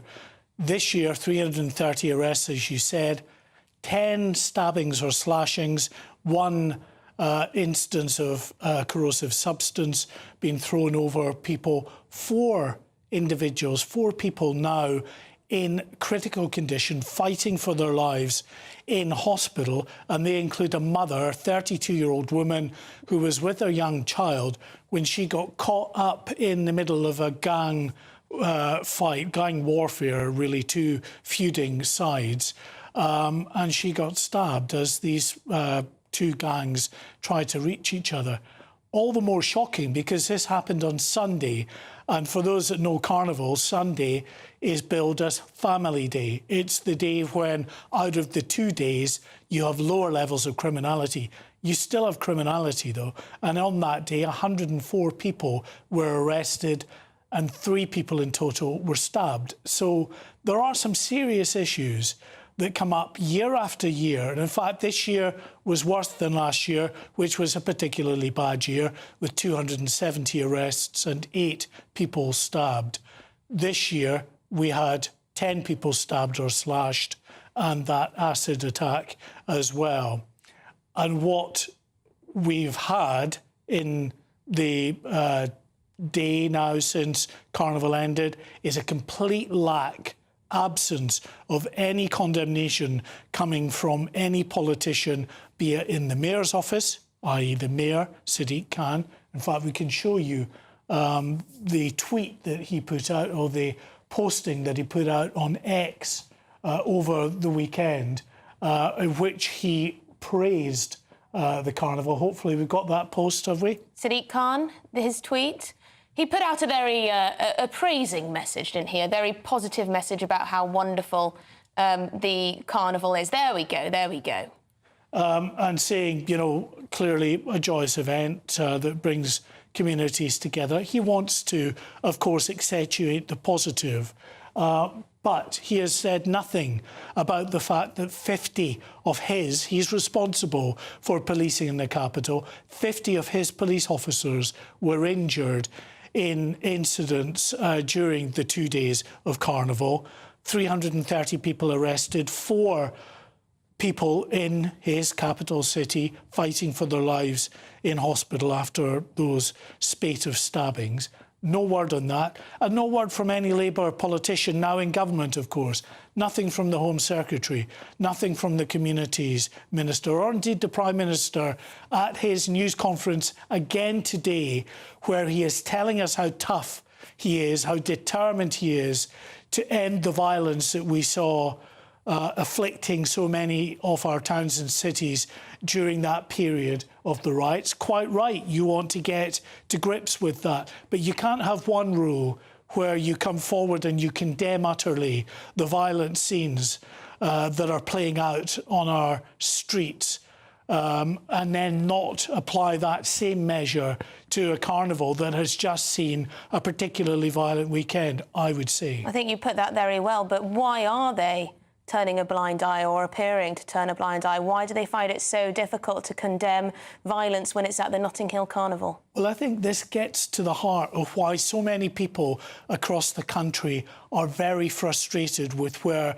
we find ourselves at the moment. They see authority figures, politicians, just petrified to say anything that might stoke community tensions, that might have them cast as somehow being racist. And you have people in communities right across the country who see that and believe that that is a two-tier policing, a two-tier approach from the politicians, who are only too willing to condemn and to come down hard on those quite rightly when they break the law, but aren't willing, it seems, to apply that same level of scrutiny to those offending in other, more diverse communities. Yeah, and even just the police officers being injured. I find it hard to believe that there would be a single other event that took place in our capital city, in London, where the mayor of that city would not comment on 50 police officers being injured, on 330 arrests. These are gargantuan numbers. I mean, these would be front-page numbers if it were any other event. When you put it like that, it's utterly shocking, isn't it, that we don't have any kind of response from people in charge, those in charge of the police, those politicians in charge. We have this debate, it rages year after year, about is Notting Hill the proper place to have so many people crammed in to the narrow streets of this West London location. And time after time you get policing leaders and others with perhaps a more responsible head on suggesting that what we should have is a flotilla of marchers and floats heading off to a bigger open area like Hyde Park, where the event, people have room to breathe, they're not crammed in, tensions aren't as high, the police can control it, and the paramedics and ambulance can reach people much more easily than they can in these very difficult to reach areas. We've got a bit of video, hopefully we can show you, which is of an arrest. It's taken from a balcony area looking down, and that gives an indication of just how difficult it is for the police to make these arrests. It's called Notting Hill Arrests 2. There you go. You can see anytime they make arrests, you need dozens of officers around one single person they're arresting, so that they can push through the crowd so that they're not attacked by a violent mob themselves. Now, that is just completely out of proportion when you have to have so many police officers just to make one arrest. And often arrests won't be made because it is just too dangerous and problematic to get in and to effect that arrest. And what they do then is try and identify them from CCTV and arrest them at a later date. But it's just not ideal, is it? Well, that's exactly what a former police officer told us the other day, who's worked at the Carnival a number of times. He said, you know, it's just not worth it in some scenarios to go in and try and arrest someone because it could cause, you know, a huge ruckus. Well, I've spoken to many police officers over the years. I've covered Carnival many times in the past as well, and actually been on ride-alongs with the officers. Pretty much every officer I've ever spoken to tells me how much they detest having to be on duty covering the Carnival. Not that they detest the people or anything like that, but just the job in Carnival. They just say it is horrific. The crushing that goes on, the hostility that there is towards the police from certain sections of that community. It is, you know, something that, of course, they are required to do as part of their job. You know, it's a all hands to the pump type situation, and it's difficult to get out. You might get out of it 1 year, but the next year you'll have to play your part. And Although you do sometimes see some police officers getting stuck into the extracurricular activities, you know, body popping. I don't blame them for that. You know, there are police officers who are trying to engage with the community, trying to gain a level of acceptance, but you know, from some within the community up in Notting Hill, there is no level of acceptance. They look upon the police as the enemy, and that is evident by the number of arrests. Offensive weapons, for instance, the vast majority of those arrests were for carrying that number of knives. Arrests, 330, is a high number. But looking at what we saw in your video there, and what we know about how reluctant the police are to sometimes go in to the crowd and make an arrest if they see activity, I put it to you that that number is actually massively underplaying the amount of arrests, the number of arrests that we would have seen had the police been able to go and arrest anyone at will, without the difficulties of stopping by and having to assess whether it would actually create more problems if they make that arrest or not. Yeah, exactly. And I mean, it's the same kind of scenario that did play out in some of the towns and cities where we saw riots, where the crowd is so agitated, it's in an area that is enclosed. If we think of Hare Hills in Leeds, for instance, where police took the decision not to actually move in and make many arrests on the night for fear of sparking even more violence. So the same kind of calculations are being made in the minds of those officers in command who will feel that, you know, the restraint is the better course of action to move forward with, and then try. But you're right, you can never fully account for all those committing crimes when you're trying to look at it after the fact and try and piece together what has happened and identify people really just from CCTV or body-worn camera. Thank you so much for talking us through all of that. Mark White, our Home and Security Editor. I just can't get my head around why the Home Secretary or Sadiq Khan doesn't just come out and condemn the violence whilst also saying it was a fantastic event for others. I mean, you know, you don't have to, you know, want to ban the event to actually condemn the violence that took place anyway. In other news, Vet Cooper has pledged to crack down on what she calls the shoplifting epidemic after new analysis revealed that police have effectively ceased punishing shoplifters. Well, this is despite the number of shoplifting offences reaching record levels. Yes, just 431 shoplifters were handed fixed penalty notices in the year to March, which represents a staggering 98% drop on a decade ago. Now, this lack of enforcement has led shopkeepers to fear that thieves are being increasingly emboldened. They feel they'll never be punished for their offences. Well, let's get the thoughts now of James Treadwell, who is a professor of criminology at the University of Staffordshire. James, thanks for joining us. I suppose the first question is, we are seeing a rise in shoplifting, but a fall in prosecutions. Surely these two things are related? Afternoon, Tom. Absolutely, they're related. And they also relate to the previous story as well. I think, you know, a message that I would put out fairly consistently to my students is that when you have complete non-enforcement of the law, the group that are most emboldened are offenders. So if you create a situation whereby there are forms of crime that you turn a blind eye to, for some in society, the message that will very much come from that is, I can get away with it and I can do this as I like. Now, we tend to think of shoplifting as a kind of low-level entry criminal activity, the sort of thing, you know, children do in corner shops. But it's massively, massively damaging for business. And increasingly, because of that non-enforcement of the law, we've seen more and more sophisticated offenders become involved in very profitable forms of shoplifting, group-based collective activity, which is kind of sustaining alternative marketplaces and is sustained by alternative marketplaces very often online as well, which makes them vast sums. And they know that they can get away with it and that there's very, very little enforcement that's coming from criminal justice agencies because the criminal justice system is a total mess.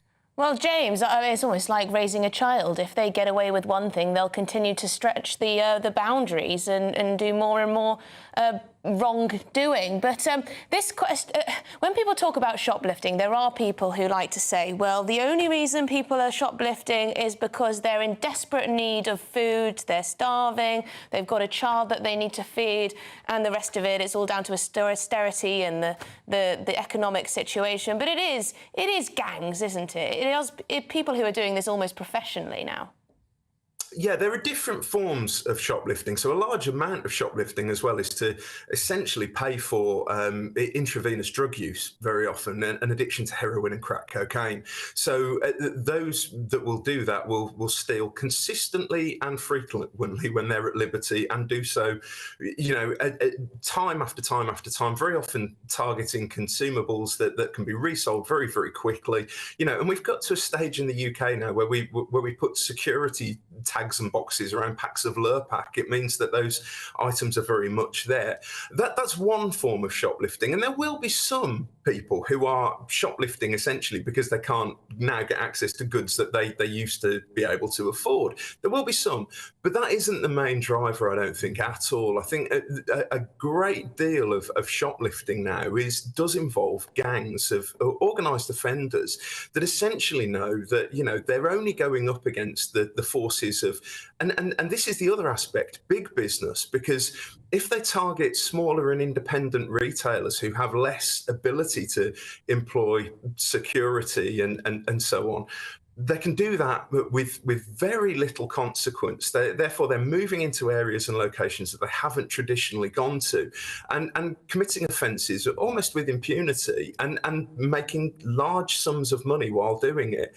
And that is, you know, that is not how we conceive of shoplifting, but it is a reality that's occurring in just about every police force area in the UK. It's a bleak picture you paint, James, but thank you so much for helping us through this story. James Treadwell, Professor of Criminology at the University of Staffordshire there. Well, it's depressing, isn't it? If you own a shop and the constant worry is that someone's just going to come in, nick something and then get away with it time and time again. And then prices rise as a result. Well, yeah, for the rest of us, yeah. We've got lots more coming up on today's show, including the British Red Cross has apparently gone woke. We'll reveal all after this.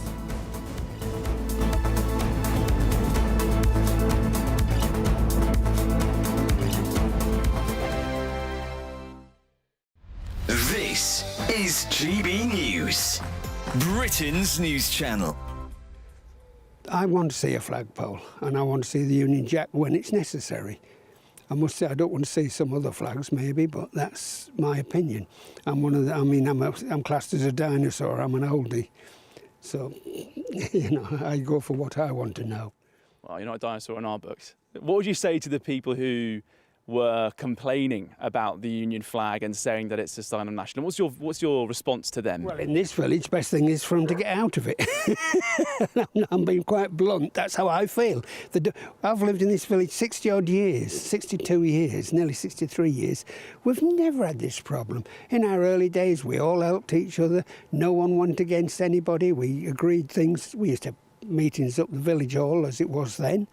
And it was all okay, but all of a sudden we've got newcomers coming in, and I'm not against it because we've got quite a few, and a lot of them are damn nice people, but we've just got one or two who are a bit anti.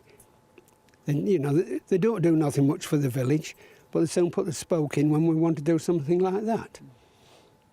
That's my feeling. But you think we should be proud of our national symbols, proud of our national flag? Definitely, yeah. I was in the army. I only did national service, and when I finished national service, I was ill for a while actually. But anyhow, and then I went and joined the prison service, and that's so I've worked in things which, you know, the flag is important to us. We should always be proud of it. Not like these people that say we shouldn't have it because it might upset somebody because it's not their flag. Well, so what? You know, it's our flag, so we should be proud of it. Sod the rest of them. Excuse my... but that's me. The People's Channel. I'm Christopher Hope. From pop stars to politicians, I'll interview anybody in a pub who's got a political opinion. Join me every Friday on Spotify, Apple Podcasts, YouTube or gbnews.com, or wherever you get your podcasts. This is GB News, the People's Channel. If you want your news to be straight talking, this is a nightmare for the Conservatives again. Down to earth. It's not just Nottingham where this is happening, is it? And most importantly, honest. Hard-working, middle-class taxpayers, they'll get their book thrown at them. Then catch me, Martin Daubney, Monday to Friday, 3 till 6 p.m. on GB News, Britain's news channel. Join me, Neil Oliver, every Sunday night at 6 p.m. on GB News. And if an hour is not nearly enough for you, go to gbnews.com for special extended episodes online every Friday at 9 p.m, where we can truly get into the nitty-gritty of what's going on. GB News, Britain's news channel.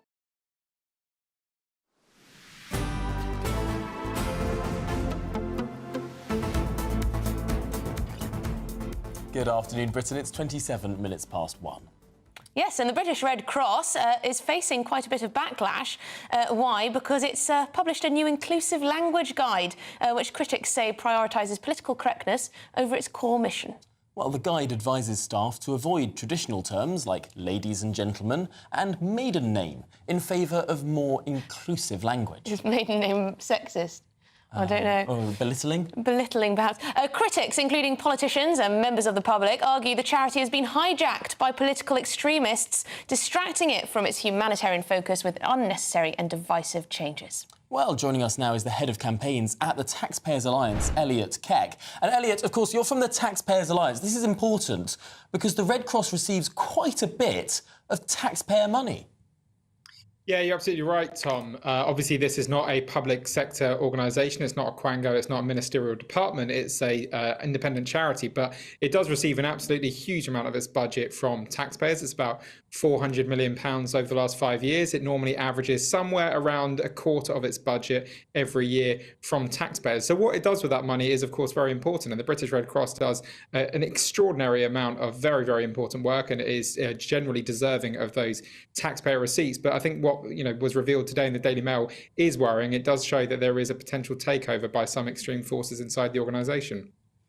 Yes, it's a bit bizarre that they feel the need to do this stuff, isn't it? And I wonder how much these kind of language guides actually end up costing the charity and perhaps the taxpayer even, because, you probably have to consult on what's inclusive enough when it comes to language. It probably has to be updated every year. Well, yeah, absolutely. Language is always changing around these issues and often completely unbeknownst to the people that then have to use that language. For example, I had never heard the term minoritized ethnic group before, but according to this inclusive language guide, that's now the appropriate term to use. And of course, when it actually delves into some even more troubling things like issues around the use of single-sex facilities. And we've seen these inclusive language guides across the actual public sector as well. We know that they have caused a lot of trouble for staff and employees. And, you know, it does concern me, and it should concern everybody, that the British Red Cross is spending potentially quite large amounts of time on what are pretty radical areas of political discussion, rather than on its core focus of delivering humanitarian support to those that need it. So, Elliot, there's minoritised ethnic group. Is minority ethnic group now offensive? I genuinely can't keep up with this stuff. This is a linguistic minefield. Perhaps we do need these language guides after all. Otherwise we're going to be treading on landmines. Well, I suppose if it stops people from getting into trouble, but I think I'd rather an organisation that receives such a large amounts of taxpayers' money, I think I'd rather them be a bit more generous to their staff and to their volunteers. Assume that actually, if you're working at the British Red Cross and volunteering for the British Red Cross, it's likely that you have pretty good intentions, and maybe we should be slightly more forgiving on the language that people use. I mean, Elliot, ordinary people, it must feel very stifling to work at some of these organisations. I mean, being told that terms like elderly, youngster and pensioner should be shunned to head off potentially negative stereotypes. Or you can say everyone, folk or all, because that's inclusive, but you may want to say they or them in certain situations, and always refer to women, girls and people who menstruate, as to not exclude transgender people. I mean... Anyway, Elliot, we're going to have to leave it there, actually. But thanks for talking us through all this. I'm just having a look at all the words that we're going to be banned from saying in the future. Thank you, Elliot Keck, Campaigns Manager at the Taxpayers Alliance, or Head of Campaigns. Yes, well, perhaps I should draw you up a list of words you can't use around me. Well, I was on the tube earlier today, and I noticed that they do say ladies and gentlemen still on the London Underground. Triggered. I'm thinking now, how long is that going to last? When are they going to get rid of that? And didn't British Airways get rid of that? Hello, people. it sounds very alien. Well, can't say that. At least we know that our taxpayer pounds and pennies are going to such good causes. We do indeed. We've got lots more coming up for you on the show. We're going to be talking to a former chairman of the BMA, because there's another row ensuing in that union. But after your news with Sophia.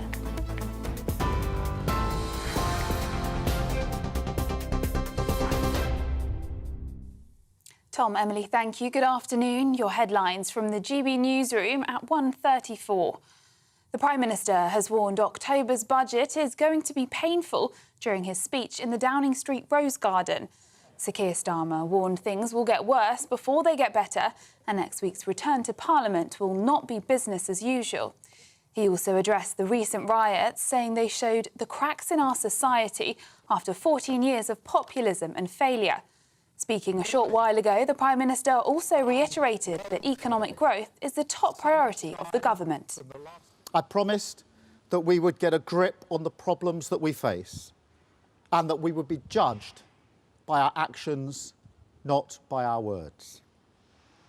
I said before the election, and I say it again really clearly today, growth, and frankly by that I do mean wealth creation, is the #1 priority of this Labour government.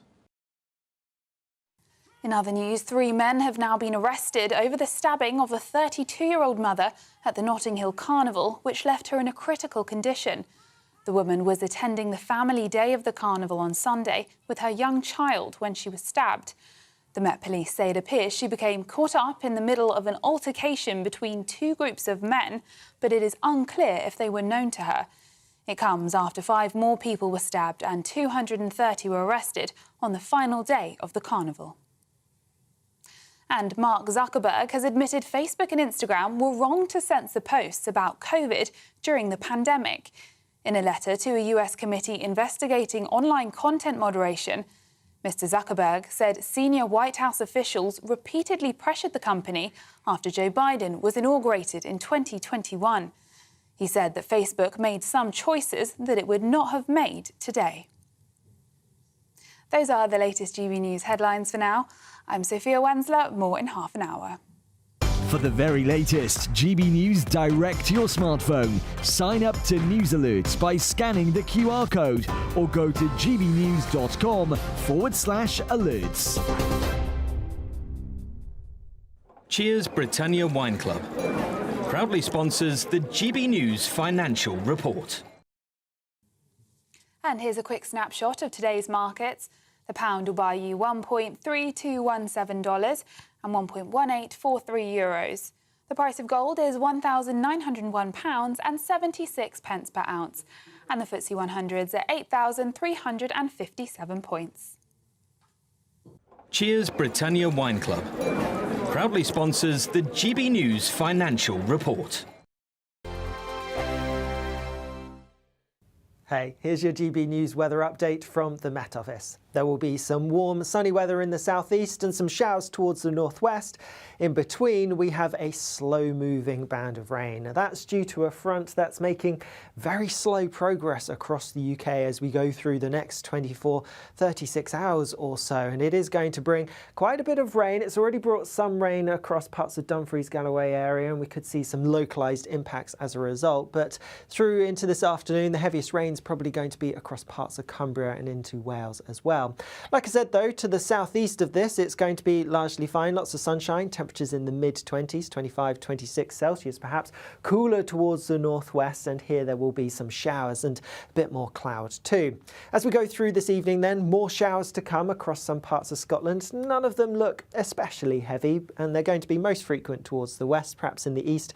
A greater chance of some drier, brighter weather. Northern Ireland will also have a few showers, but a couple of sunny spells mixed in. A wetter end to the day for parts of northern England and into West Midlands and across Wales, with that front lingering here.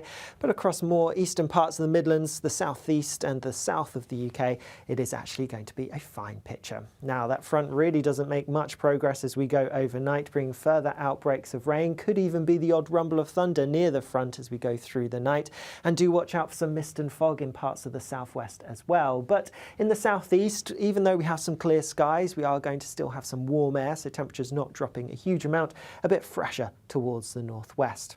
Like I said, though, that front really doesn't go anywhere particularly quickly, and so we're going to see some further rain in similar areas as we go through tomorrow. So still across parts of northern England, parts of Wales, filtering a little bit further eastwards into more parts of the Midlands as we go through the day, but that rain's also breaking up. It is going to be hotter than today across parts of the southeast, with temperatures in the high 20s. The latest GB News travel.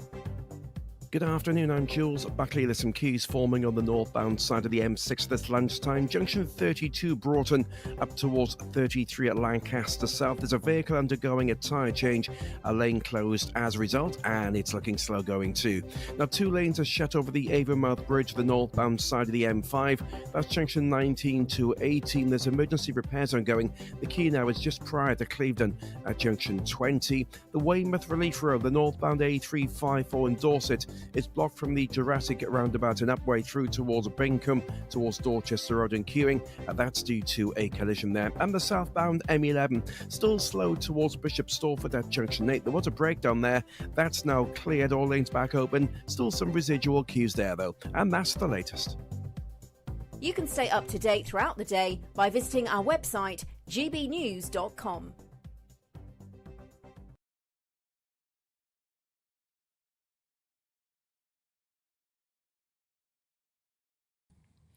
OK, welcome back. It is 1:38. Now, doctors are resigning from the British Medical Association, their union, protesting its opposition to a key review on gender identity services for children. Well, the review led by paediatrician Hilary Cass suggested that halting the prescription of sex hormones to young patients has sparked a deep rift within the BMA. Yes, so critics argue that the union's stance, driven by a vocal minority, does not reflect the broader membership's views, leading to a significant internal backlash and growing resignations within the organisation. Well, joining us is the former chairman of the British Medical Association's GP Committee, Dr. Lawrence Buckman. Thank you so much for joining us today. This does seem to be a strange row that is going on within the British Medical Association. Is this going to have a material impact on this organisation's relationship with the profession? I doubt it. I'm baffled by the position of the BMA Council. I don't understand a union getting involved in what is primarily an evidence-based medicine debate.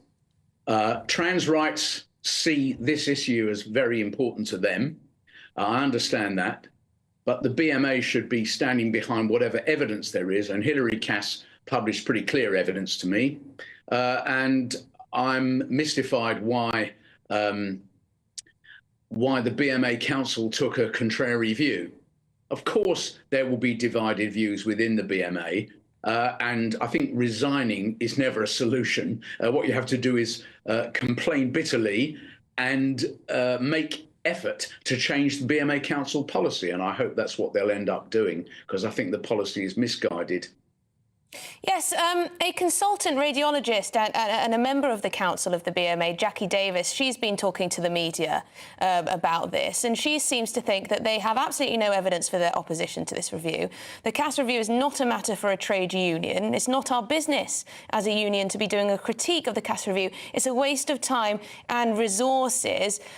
This is just clearly an ideological pursuit, really, from a few people. I would have thought so.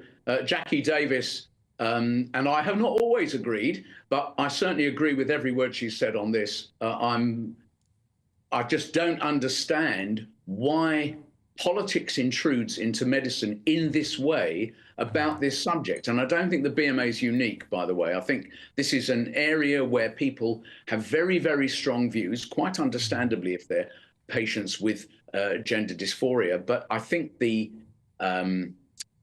use of a union to debate evidence when there is clear evidence and no obvious evidence against the Cass review, I think is very public. Just to clarify exactly what we're talking about here and where this tension is, this is about the prescription of sex hormones to young patients with gender dysphoria.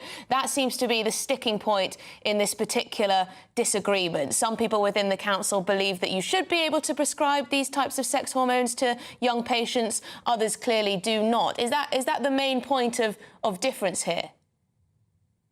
These are not sex hormones. These are puberty blockers, which is one kind of sex hormone, but it's not the prescription of all hormones to transgender children. It's not that. It's about puberty blockers. And the evidence is that puberty blockers may affect fertility and most definitely give you thin bones. And the irony, of course, is that the Cass review it isn't saying that they should be blocked forever. It's saying that there should be a study, perhaps the first proper study on the outcome of all of these, that there will be a medical trial, which seems to be supported across the political spectrum. But I put it to you, Dr. Lawrence Buckman, that perhaps you have too high a view of the BMA to start with. As you say, it is a trade union, and very often in these discussions we sort of talk about the BMA as if it's not a normal trade union, but it is. That's what it is. I mean, it's the same as the RMT. It's the same as Unison or Unite. I mean, it fits in that category, and they're all political organisations. They're all trade unions. They're all political.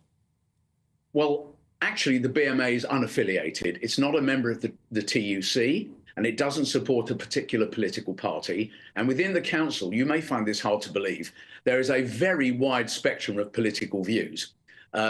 I'm one of the lucky people who's been accused of being a closet trot and a Tory lapdog within the same week. So I actually think the BMA council has overstepped its mark. I think it's nothing to do with the trades union, whether it's like the other trades unions or not. We can have a debate about that another time.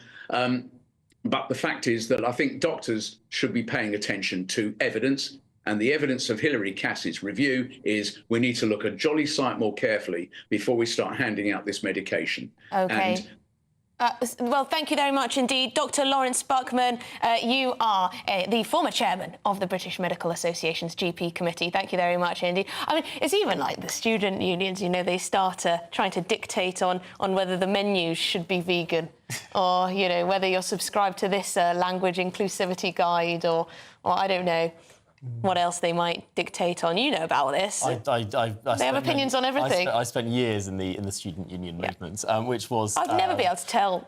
No, I think the problem with student politics is that the stakes are so low. That's true. Well, that's a good thing, I think. but it does mean that the language and the highfalutenness of it all becomes so very high, the lower the stakes are. But the chair of the British Medical Association, Professor Philip Banfield, has commented on this. He says, as the BMA has made clear, our evaluation of the CAS review will begin from a point of neutrality. Listen carefully to those most impacted by the need for safe and reliable gender dysphoria healthcare services and be evidence-led. Indeed, the CAS review itself highlights that it's impossible to generate any definitive report in the absence of robust data and states that it is a critical for all future services to form a learning environment as the evidence base grows. Right, OK, that was a lot of words.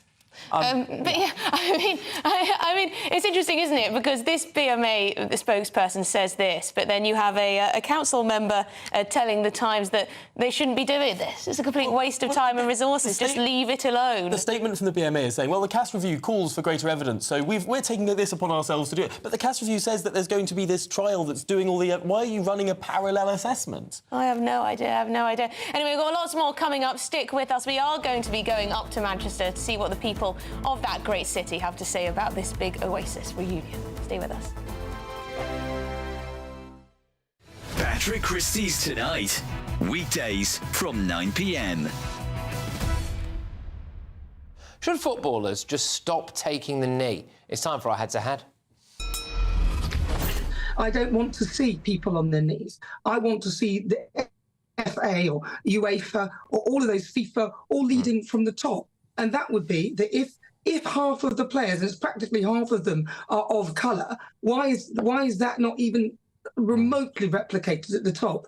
So to me, I just see it as an empty gesture. What is the point of it? It's been going on for years and still not much has happened. And the bottom line is this: these clubs are rich. Football is rich. Everything. If they really wanted to prosecute racists on the terraces, they really could, and they haven't. And they've had years to do it. So why would getting down on one knee now change it? It's not changing anything. It needs to start from the top, and it hasn't. I do wonder, Jason, whether or not it has much of an impact. I mean, at the start of games or in the highlight shows, etc., match of the day, it just seemed like, right, OK, so we'll take the knee and the commentator will go out of his way or her way to tell us what a wonderful thing this is. And, suspiciously at times I do wonder whether or not the fan sound goes down, because I've been at a few football games where it's not been that well received, but you don't tend to see that in the highlight shows. And then there might be a round of applause to something else, and there might be something else going on, and eventually we get a bit of football. Do the fans actually like this?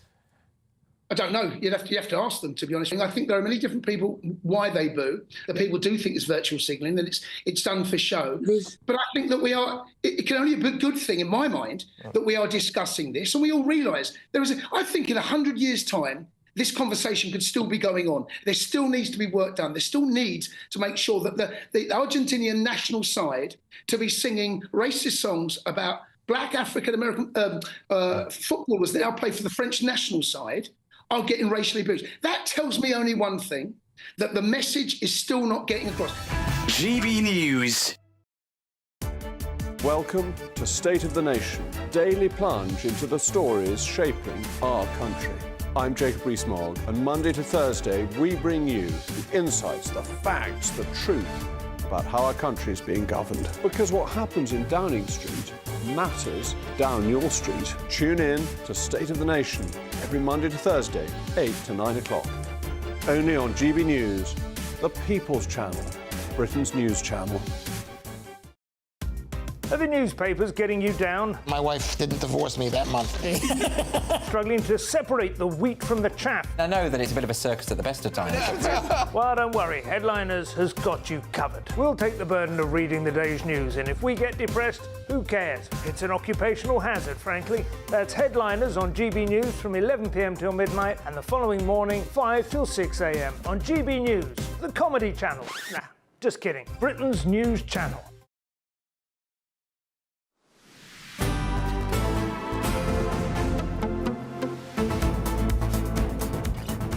OK, welcome back. It is now 1:49. You're watching and listening to Good Afternoon Britain. And yes, Oasis have officially announced that they're back, they're reuniting, and they're going to be doing a massive tour around the UK. So let's cross over to northwest of England to our reporter there, Sophie Reaper, who is in Manchester for us.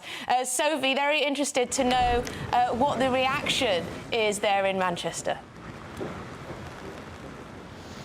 Well, the fans of Oasis here can finally stop crying their hearts out now, can't they? After they've been given everything they ever dreamed of. Sorry, had to get that in, had to get it in.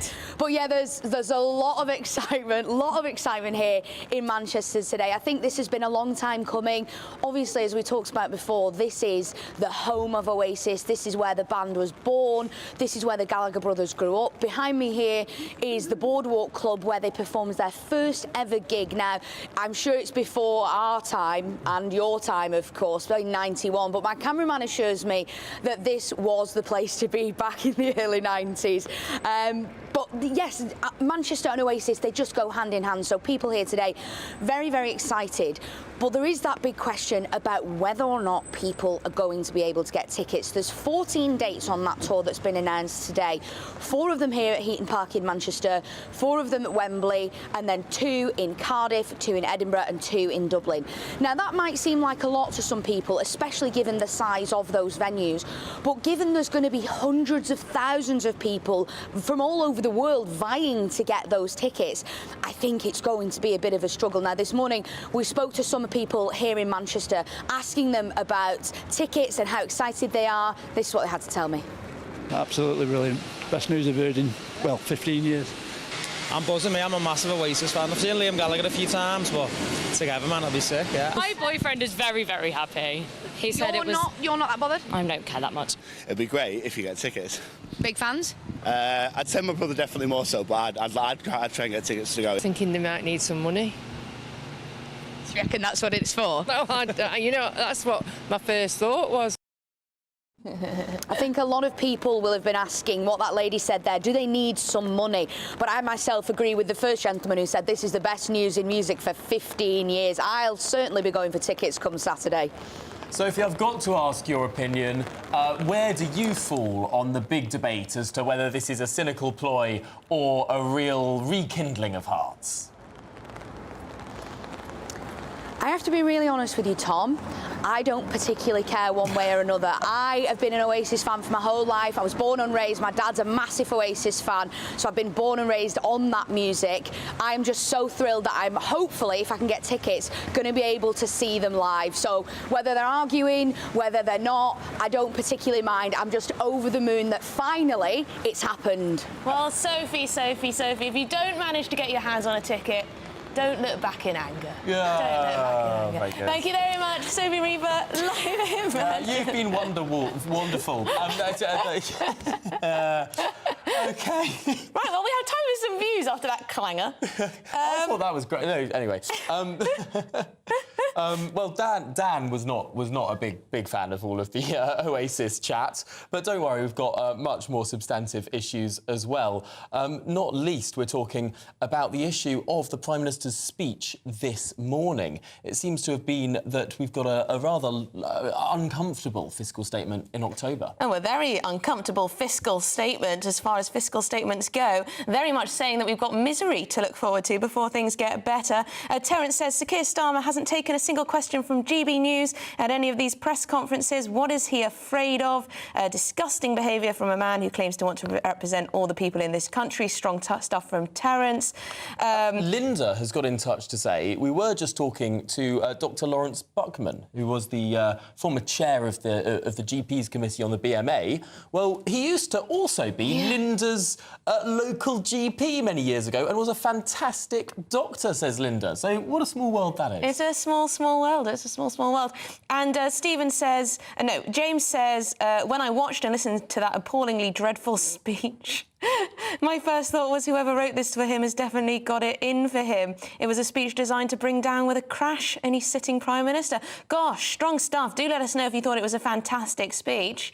But yes, we're not looking at too much balance in the inbox at the moment. Lots of you also saying that Starmer's wrong to refuse to condemn any of the violence at Notting Hill Carnival. But do get in touch if you have a contrary or even contrarian view. gbnews.com/your say is the way to get involved. We'll get to more later in the programme. But, of course, much more to come for our final hour. Before we rev on to all those other stories, here's the weather.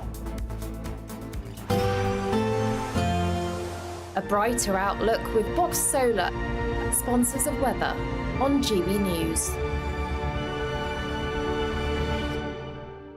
Hello again. Here's your latest GB News weather update coming to you from the Met Office. A bit of rain to come through the next couple of days and a little bit of cloud at times too, but towards the southeast it's actually looking largely fine, and here it's going to be pretty hot because we are ahead of this frontal system that's lying across us, and it's this front that's brought a fair amount of rain and will continue to do so through this evening and overnight across parts of northern England, into the West Midlands, across Wales, maybe southwest England seeing a bit of rain too. Towards the northwest there'll be some showery rain around, and some of this could be a little bit on the heavy side across parts of Scotland, but in the southeast here it's staying largely dry. We have some warm air, and so temperatures here not dropping a huge amount despite the fact that there will be some clear skies. So a pretty fine start for much of the Midlands, parts of East Anglia and southern southeastern England on Wednesday morning. Across the southwest, watch out for some mist and fog patches and a bit of rain around too. Also some rain for parts of Wales and northwest England first thing, and some further showery rain feeding into western parts of Northern Ireland and western parts of Scotland as well. Further east across both of Scotland and Northern Ireland it's looking drier, although there could be some showery bursts around. More showery rain then feeding its way across parts of Northern Ireland and western Scotland as we go through the day, and we still have a front lingering across some parts of northern England, pushing into the Midlands perhaps, albeit this front doesn't look like it will bring much widespread rain. It just could bring some heavy outbreaks for some of us. Towards the south-southeast of the UK it's looking largely dry, some bright sunny spells, and with that temperatures higher than today, likely to get into the high 20s, highs around 28 or 29 Celsius perhaps.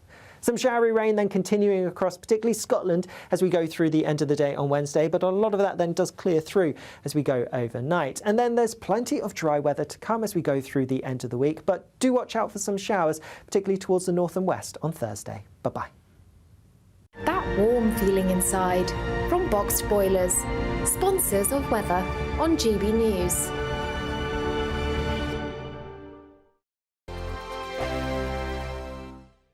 It's the final week to see how you could win an incredible £30,000 in cash, and you could be getting that winning call from us to tell you that you're our next Great British Giveaway winner. I can't believe this.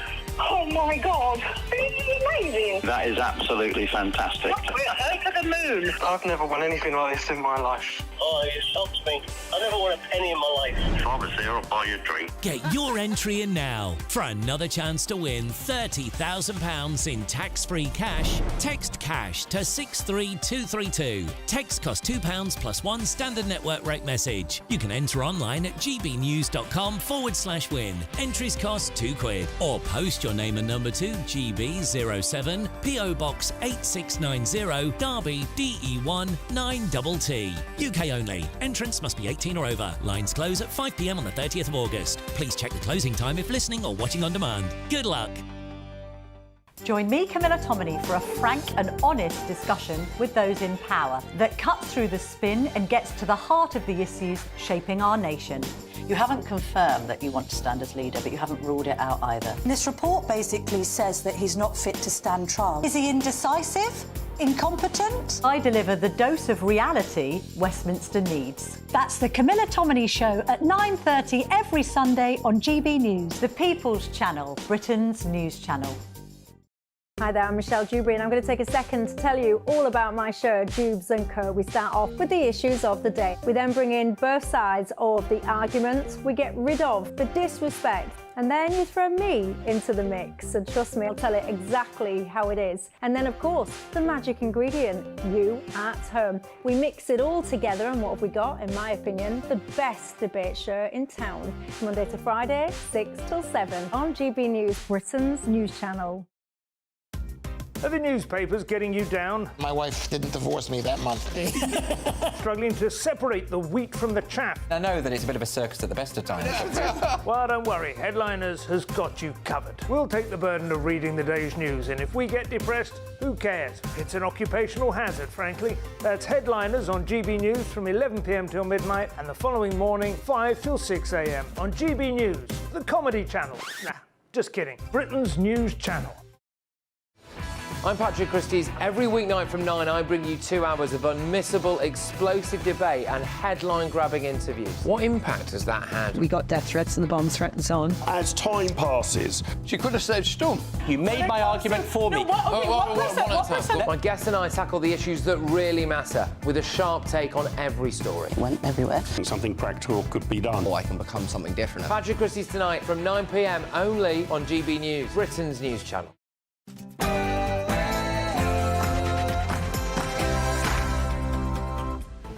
Good afternoon, Britain. It's 2 o'clock on Tuesday, the 27th of August. I'm Tom Harwood. And I'm Emily Carver. Misery awaits. Sir Keir Starmer braces the public for hard times ahead as he lays the foundations for a brutal budget. He says he'll clean up the country like he cleaned up those riots. And carnage at the Carnival. Police arrest 3 people in relation to the stabbing of a 32-year-old woman at the Notting Hill Carnival, with over 330 arrests in total.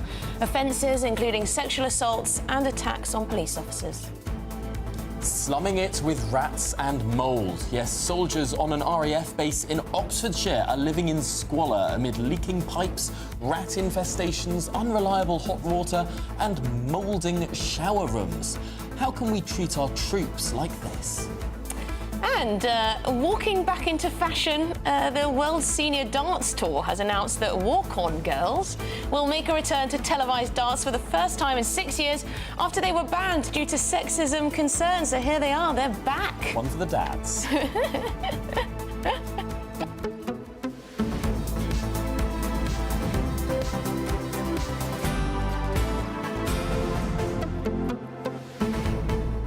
One for the dads. I don't know why they were ever banned. It's one of these things. There was actually a really interesting piece in the Times yesterday. Oh, yes. About how sort of a lot of the politically correct stuff that really took hold in sort of 2016, 17, 18, we're sort of seeing a row back from that. Like the Formula 1 girls and all of that. The Formula 1 girl, or even it looked across at the Democratic National Convention in the United States and just saw there wasn't any use of the sort of language, that, you know, the sort of safe spaces that people had become to talk about. There was even a group, White Dudes for Kamala, which you wouldn't have seen sort of, you know, self-identifying white people say. You know, it's self-identifying. Yeah, right. So it's all this stuff that the idea that this sort of a lot of the language policing that we saw in the last 5 or 10 years we might have reached a tipping point and things might start to sort of withdraw and change back. Oh, now that is wishful thinking. I mean, we just did a story on inclusive language guides, so perhaps you're pushing it, but maybe it's becoming edgy not to be politically correct all the time. That would be nice. Well, it's if young people, actually, said what they thought and things. Well, it's the idea that sort of perhaps, and we've seen this with Gen Z a lot as well, the idea that actually Gen Z. I'm not American. I will never say Gen Z. Oh no, I just did it. Back to the walk-on girls. I think this is related because it's the idea that perhaps the millennials were the most sort of terse about everything like this, and actually we're now seeing a new generation that's coming up that actually is a bit more, I don't know, open to ideas. Well, why don't we have the men with their kit off too at the darts? I mean, why not? Some women go and watch. Well, I mean, there is Magic Mike, which is a big show that lots of women go and watch, and that's absolutely fine. It's not really the same as, I don't know. I've never been to any of these establishments that I'm thinking of. Anyway, gbnews.com/your say is a good thing to bring back these girls at the darts. Why not? gbnews.com/your say. But it's your headlines with Sophia.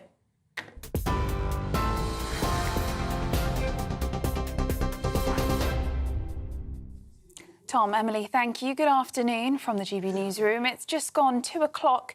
Your headlines. Some breaking news in the last half hour. Israel's military says it has rescued a hostage who was kidnapped by Hamas on the 7th of October. The IDF say 52-year-old Cade Farhan Al-Qadi is in a stable condition and is being transferred for medical checks at a hospital following a complex operation in southern Gaza. The hostages' families forum said in a statement his return home is nothing short of miraculous. It said he had endured 326 days in captivity. The Prime Minister has warned October's budget is going to be painful during his speech in the Downing Street Rose Garden.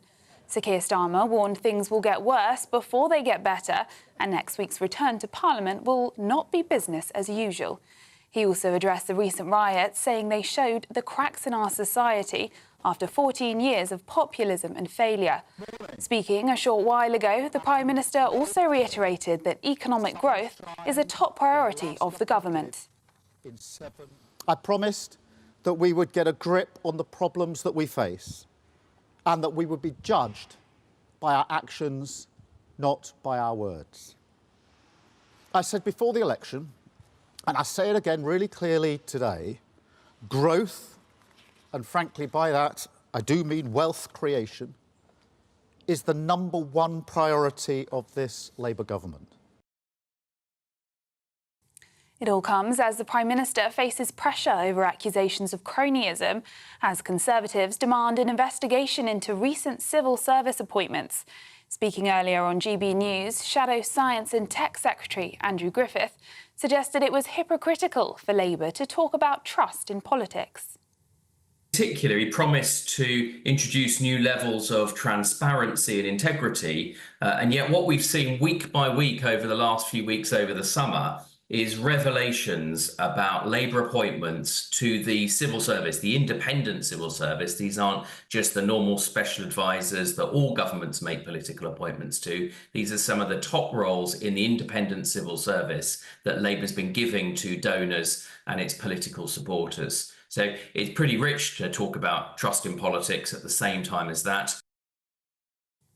In other news, 3 men have now been arrested over the stabbing of a 32-year-old mother at the Notting Hill Carnival, which left her in a critical condition.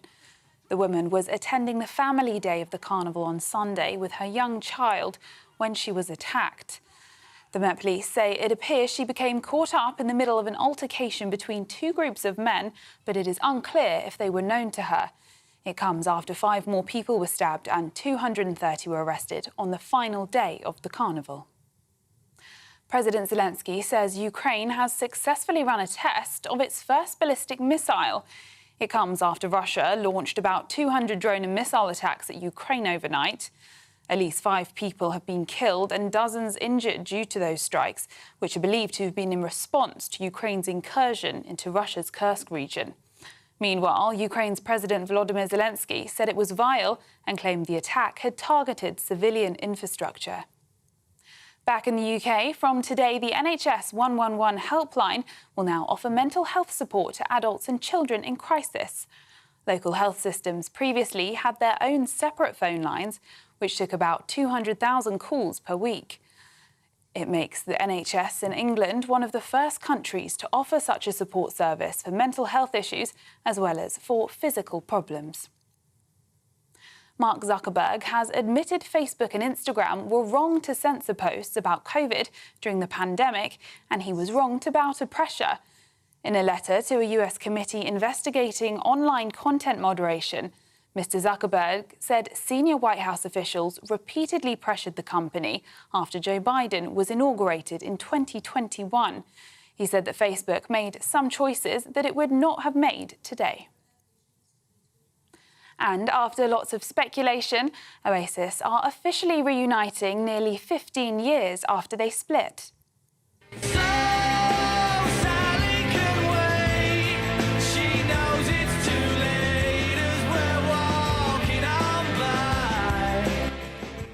Liam and Noel Gallagher are getting back together for Oasis's long-awaited reunion with a worldwide tour in 2025.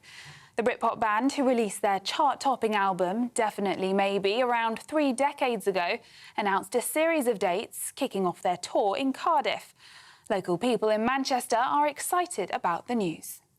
Yeah, very excited. It's going to be interesting to see how long it lasts for, though, because you never know with those. Yeah, I'm really happy. I'm going to try for tickets on Saturday. Excited about it, but probably won't get tickets. I'm going to get my mum and dad to try and get on it for me as well, like, but yeah. I'm buzzing, me. I'm a massive Oasis fan. I've seen Liam Gallagher a few times, but together, man, it'll be sick, yeah. Those are the latest GB News headlines for now. I'm Sophia Wensler, more in half an hour. For the very latest GB News direct to your smartphone, sign up to News Alerts by scanning the QR code or go to gbnews.com/alerts.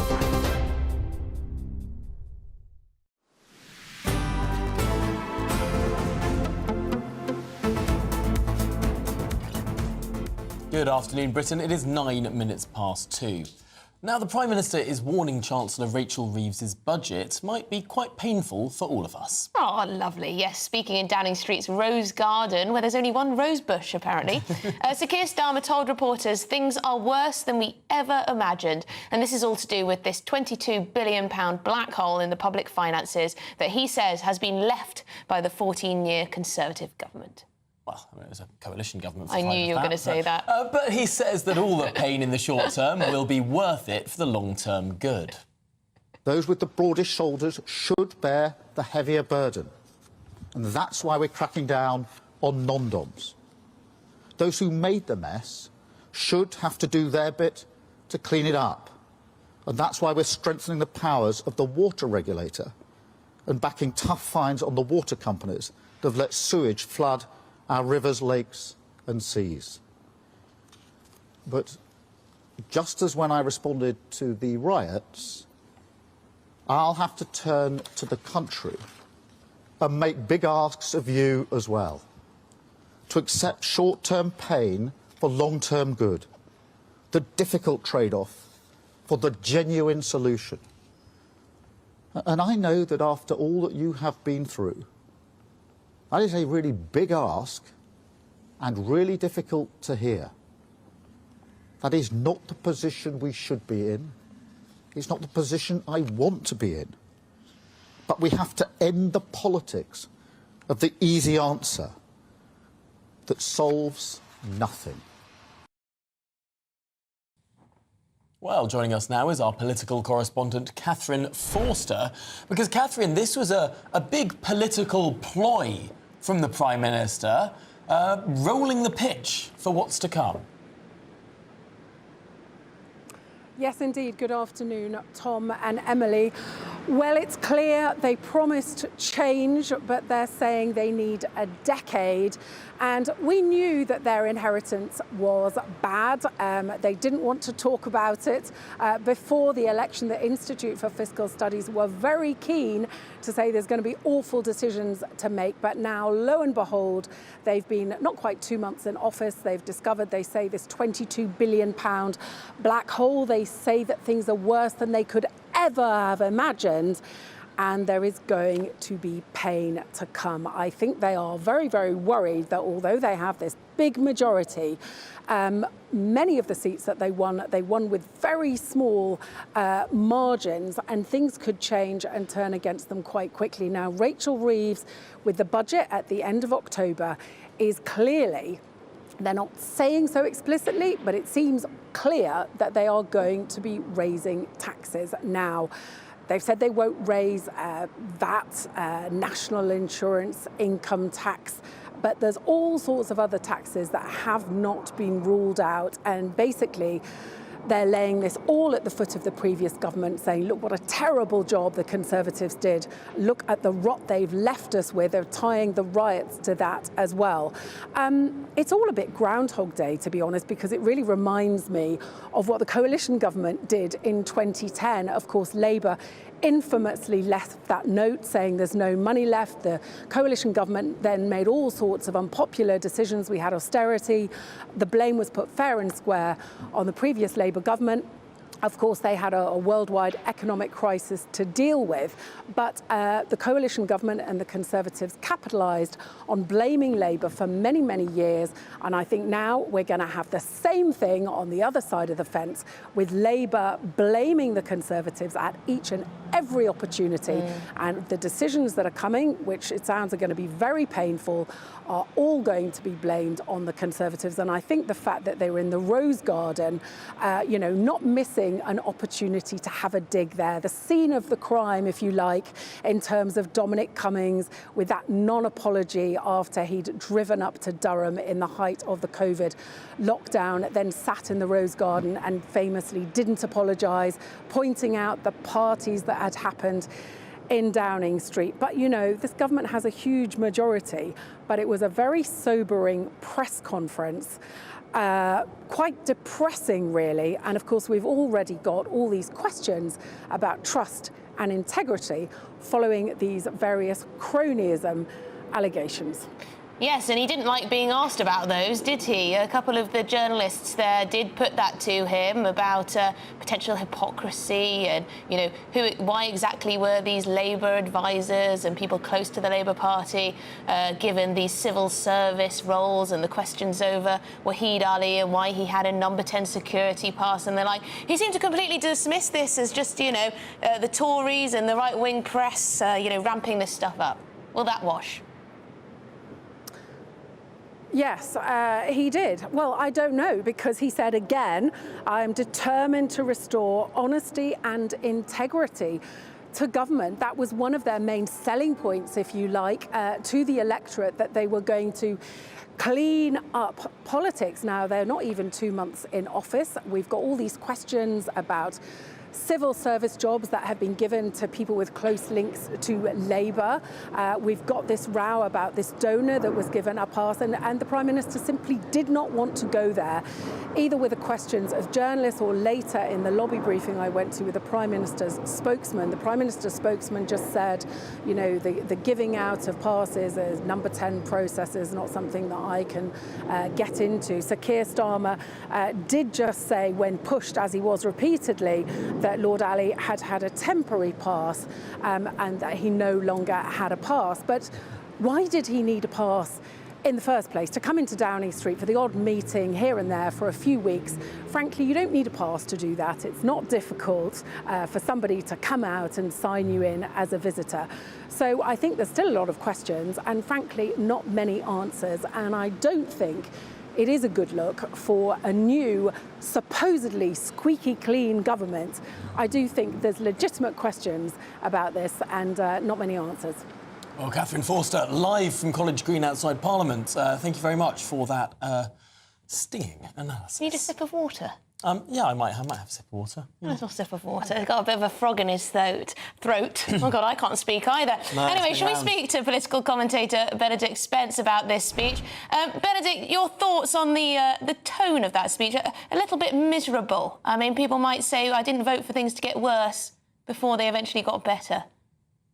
Well, to be fair, I don't think anybody could ever accuse Keir Starmer of being a particularly upbeat character, so I think this is sort of par for the course for him. But absolutely, this is the sort of thing that I think people were fearing. They might not have voted for it, but they probably did suspect that something like this was going to come down the line, that the Labour Party would offer sort of, steady managerialism, and that they'd come out after a couple of weeks wringing their hands, looking very glum, going, it's much worse than we thought, even though we told you we were the best prepared government in a generation and we understand everything that needs to be done. In fact, we were not quite across our brief, and there's lots and lots of money that needs to be found for all sorts of things. Don't pay any attention to what's going on behind the curtain and to all the money for our union friends and climate aid and that sort of thing. No, you have to focus very firmly on the fact that this is all the Conservatives' fault. And by the way, don't pay attention to what role COVID policies and bailouts and what have you played in all of this, and that we backed all of this. No, it's all the Conservatives' fault. And I mean, look, I think that there's a lot of sympathy from among many members of the public that actually, yes, the government for the last 14 years, well, various governments over the last 14 years haven't left the country in a particularly good state. But I don't think there's going to be a great deal of sympathy. I don't think there's going to be a great deal of patience for Labour coming out and saying things are going to get a lot worse. You might get the short-term relief when he inevitably comes out, Sir Keir Starmer and Rachel Reeves, and increase capital gains tax, probably increase inheritance tax, probably, as we all know, apply VAT on things like school fees. And lots of people on the left will cheer because it means that the rich are being hammered. And then after about 12 months, when services still aren't improving and they're being cut, I think a lot of people will be very unhappy. Well, this is the interesting point, isn't it? Everyone points to austerity in 2010, 2011, 2012, saying that that was all cuts. A lot of it was tax rises. There were lots of tax rises in that time as well, of course, extending VAT and all the rest of it. But that is what austerity is. It's not just about fiscal consolidation through spending reduction. It's also through growing income. So one could very reasonably use that word, austerity, to describe the tax rises to come. This will be an austerity budget. Oh, there's no could about it. That's absolutely what this is. The problem is the Conservatives can't really sit there and go, oh no, it's austerity, given that they gave the country austerity a few years ago. But the irony of all of this is the Labour Party has spent the last 14 years saying austerity is what has led to these problems in the first place. And in some cases, in the case of the criminal justice system and the fact that we don't have enough prison spaces, they are right.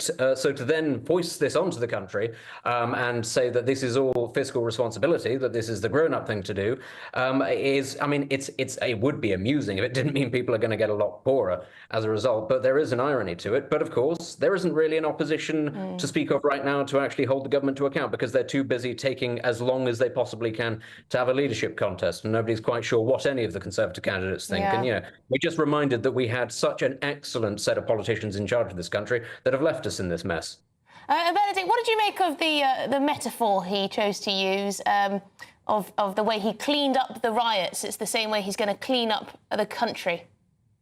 Oh, I think he would have absolutely got a B grade at his English literature GCSE. I thought it was phenomenally, really well done. It didn't really require a lot of thought, did it?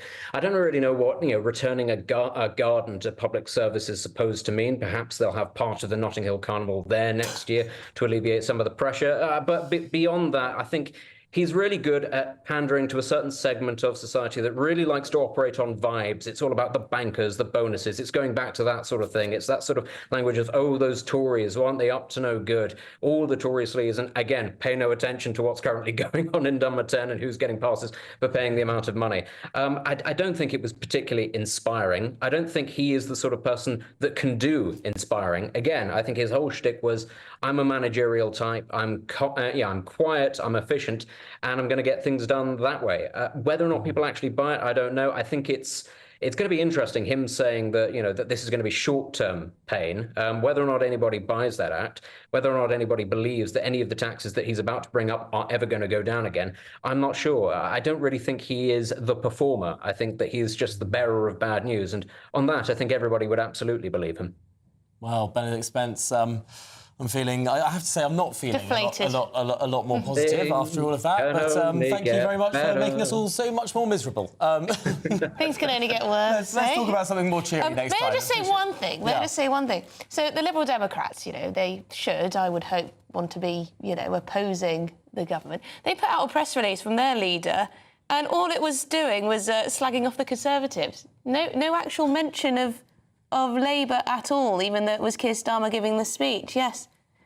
Which is interesting to note. Yeah, just putting out a statement from Ed Davey about 1/6 of Parliament. Yeah, only the out of touch. 1 in 6 seats. Only the out of touch Conservative Party will deny the scale of the challenges facing the new government and the new Parliament. He goes on. So, yes. I find this fascinating because also, of course, Keir Starmer, his big deflection whenever he was asked about something about the civil servants, the political activists who've suddenly become senior civil servants, about the donors who suddenly have passes, about the way that the internal machinery of government is being fundamentally changed, he goes, oh, well, the Tories did it too. And every single answer, it seems to be, it's the Tories, the Tories, the Tories. The Tories only have 121 seats. Keir Starmer has over 400. Are we really going to be focusing the microscope on the people with 121 seats and giving a free pass to the people with the largest parliamentary majority since Tony Blair? I mean, this is what the Liberal Democrats are doing. It's actually not 400 and whatever seats. It's 480 seats, because you need to add the Lib Dem total to the Labour total. They're seemingly acting in concert in Parliament. Well, could this be a reason why Keir Starmer didn't pick on Christopher Hope for a question earlier at the press conference?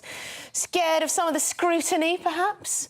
Although there were a few difficult questions asked of him. You can, you know, assess how he answered them. Anyway, we've got lots more coming up on today's show, including the Notting Hill Carnival. There's been a bit of a silence from Labour politicians, not least Keir Starmer himself, over the number of stabbings and violent assaults at that carnival. That next.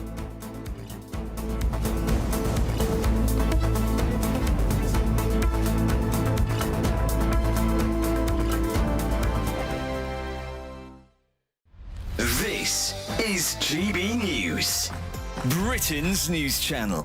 This is a big old headache because we talk a lot about GP appointments, don't we? But certainly almost everyone I know struggles to see a dentist when they need one. Yes. You know the best time to go to a dentist? When? 2:30.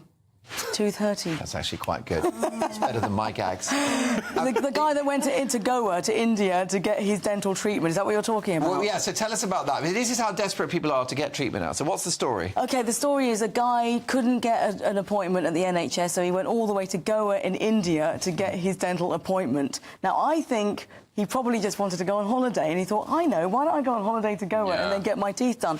Look, people are travelling in their droves. There's whole aeroplanes full of people with medical tourists. Like in Turkey, you get a whole aeroplane with people with hair implants and things like that. Well, yeah. I was going to go to turkey teeth, isn't it? Turkey teeth. Turkey teeth. Well, now we've got that's when they strip the tooth down and you have these little pegs. Yes, they strip them down, but in many cases they strip them down far too low, so the nerve is exposed and it gets infected, and it's exposed to the elements. So you get infection in the tooth, and then you have to essentially take them all off. But by then the infection spreads so far.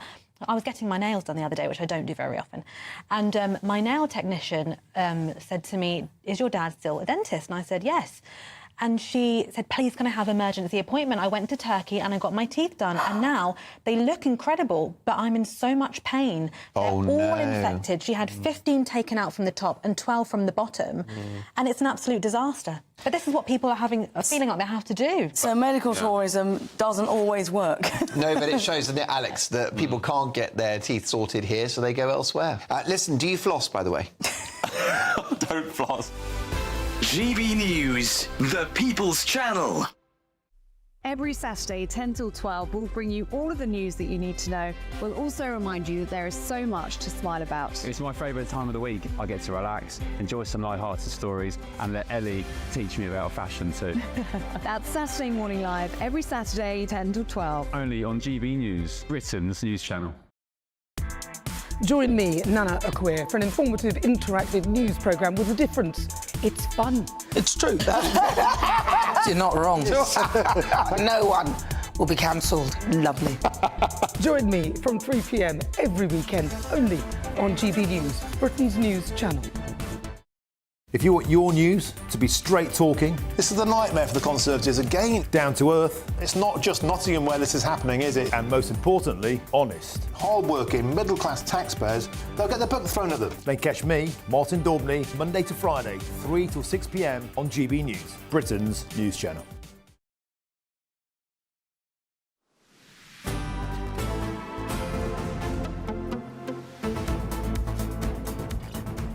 Good afternoon, Britain. It's 26 minutes past 2. Now, 3 men have been arrested following the stabbing of a 32-year-old mother at Notting Hill Carnival, which has left her fighting for her life.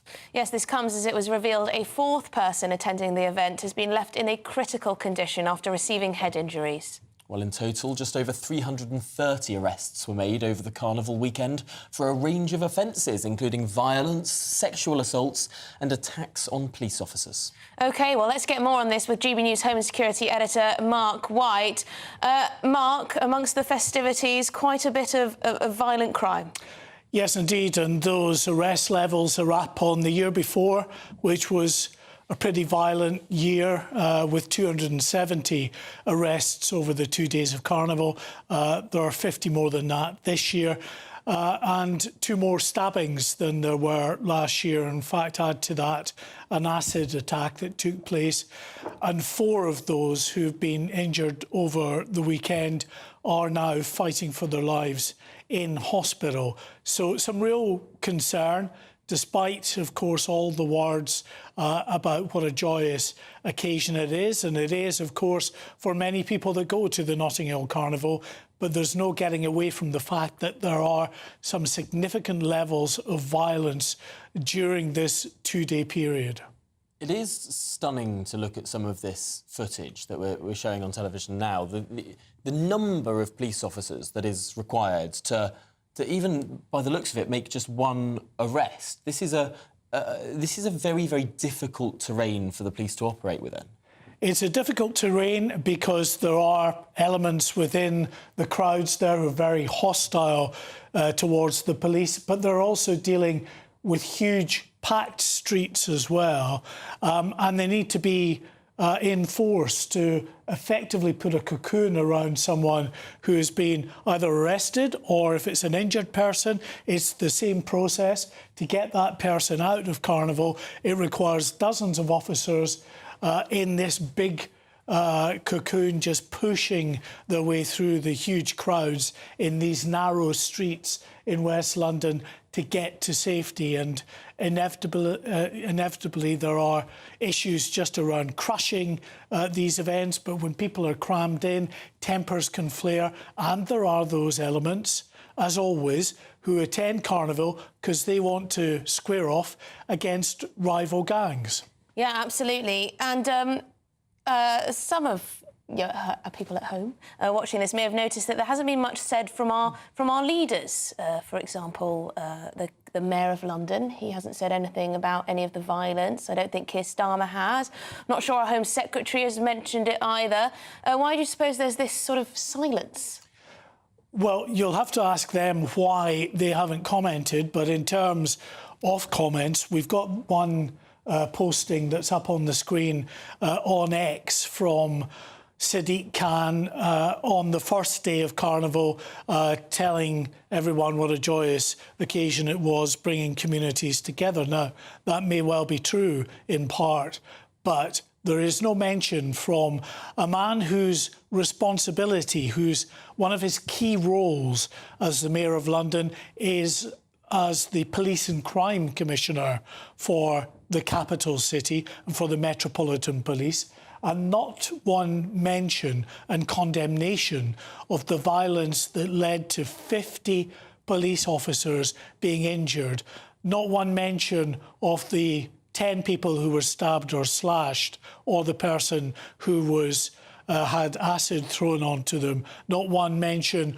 of the 4 people who are currently fighting for their lives. And it's not just Sadiq Khan. Other politicians who are in charge now in the Labour government, the Home Secretary, the Prime Minister held a news conference today at which he told us just how determined he was to get to grips with the violence that we've seen in cities across the country in recent weeks. Quite right. You want to get to grips with that level of violence and attacks on the police, this level of criminality. But you can't, by the same token, then ignore when that exact same level of violence, police officers being injured, is happening at a supposedly joyous occasion, a festival in the capital city over the weekend. That's what it looks like. It looks like these cases of violence don't fit the government narrative or don't fit Sadiq Khan's narrative. If there'd been this kind of violence, I don't know, outside of a London football match, I'm sure Sadiq Khan would have had something to say. It's very odd, and I think it's the wrong decision not to put out some kind of statement, some kind of update. You've got the Metropolitan Police putting out updates on all the assaults and all the weapons they've seized. And is responsible for the Metropolitan Police. Exactly. You mentioned football. That's a good analogy or comparison, actually, in terms of what we're seeing on the streets of Notting Hill. So 7,000 officers, far more than would ever be required on a busy weekend of football at the 7 Premier League clubs and various lower league clubs in the capital. But 7,000 officers. the football clubs, although they're criticised for not giving as much money as they should, are required to pay for policing within the grounds in the immediate sort of environment around football stadia. So they have to pay the police for that service. It still costs millions of pounds a year to police football, but Notting Hill Carnival, an event that takes 7,000 police officers every year to police that, doesn't pay any officers to do that. So it's a huge drain on resources. Of course, it's a big cultural event that is celebrated rightly by many people in the capital, but for years there has been this argument about putting it in a more appropriate location. So not taking it out of the heart of West London, and indeed even starting in traditionally Notting Hill, but then maybe going to a more expansive area like Hyde Park, which is easier to control. You've not got people crowded in. The emergency services like the ambulance and St John's ambulance crews can get into people that have been injured in those crowds. But the people in charge of Carnival hold a lot of sway. They say no, and the politicians never really argue with that decision by them to stay put. It's very odd. It's very odd. I don't know how you can say you're getting tough on crime, you're clamping down on all crime, and then not even mention a swathe of violence just in the day before. Mark White, our Home and Security Editor, thank you very much indeed. Well, this is Good Afternoon Britain on GB News. Much more to come, not least we're going to be catching up with what the people of Manchester think about a certain reunion.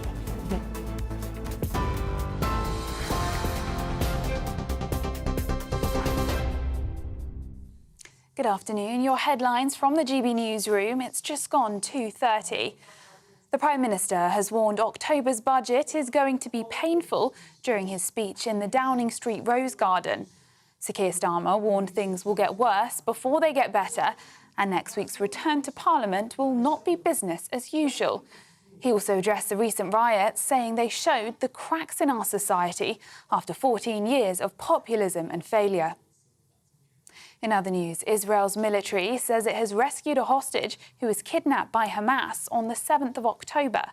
The IDF say 52-year-old Cade Farhan al-Qadi is in a stable condition and is being transferred for medical checks at a hospital following a complex operation in southern Gaza.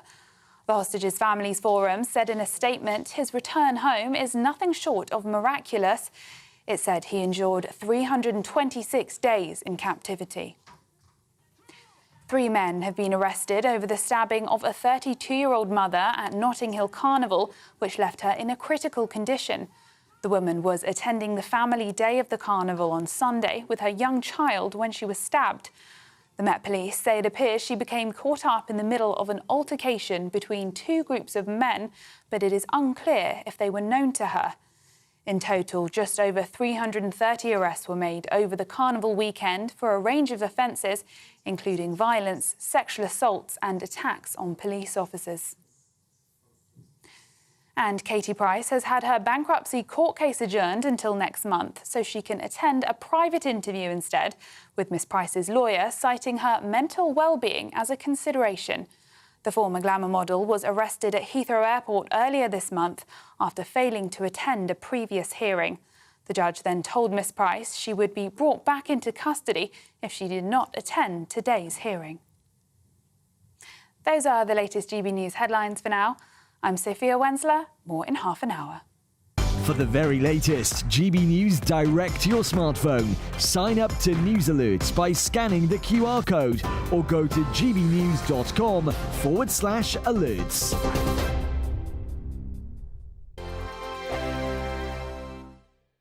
Hey, here's your GB News weather update from the Met Office. There will be some warm, sunny weather in the southeast and some showers towards the northwest.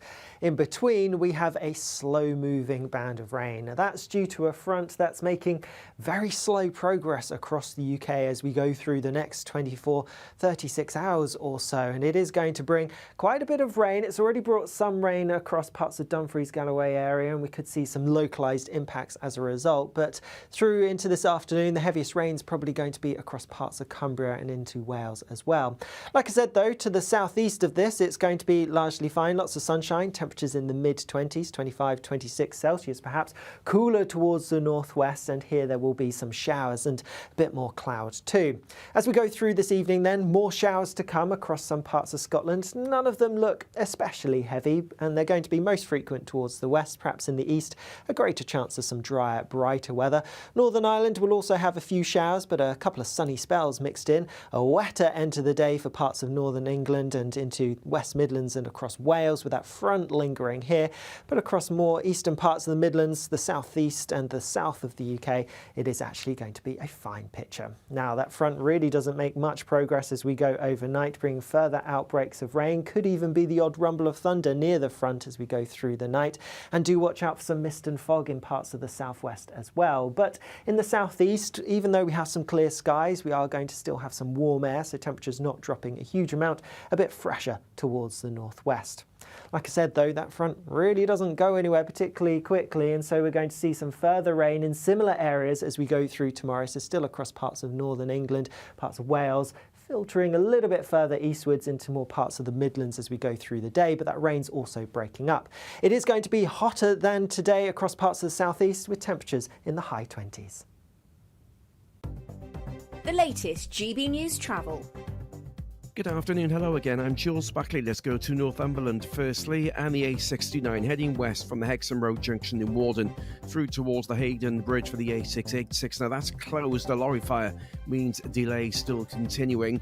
Some queues to northbound up the M6, Broughton 32 up toward Lancaster south at junction 33. Still slow following an earlier vehicle that underwent a tyre change. That's all been sorted out now, but still a legacy of queues, as there are northbound for the M5 heading on towards the Avonmouth Bridge. Patchy queues back to Western-super-Mare at junction 21. And in Sidcup, the Swanley bypass, the out of town A20 and 20 at the Swanley interchange and queuing there. There's overrunning roadworks. That's the latest. You can stay up to date throughout the day by visiting our website gbnews.com.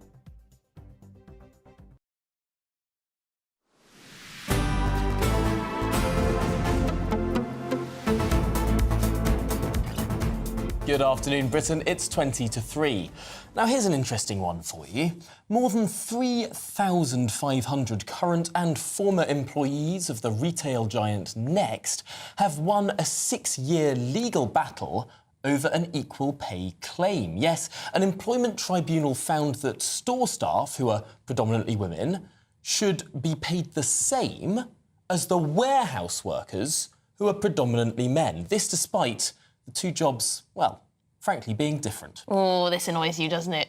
Lawyers representing the shop staff describe the ruling as hugely significant and that the amount of back pay owed could be more than £30 million.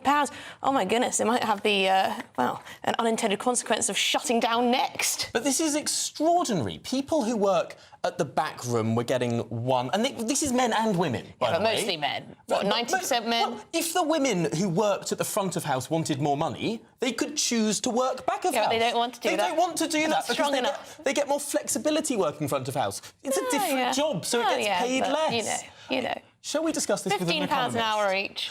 Yeah, go on then, Andrew Lillico. Andrew, explain this to us.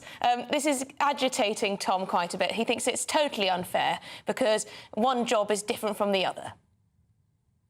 Well, this goes back to some very long-standing pay legislation, go back to the 1970s.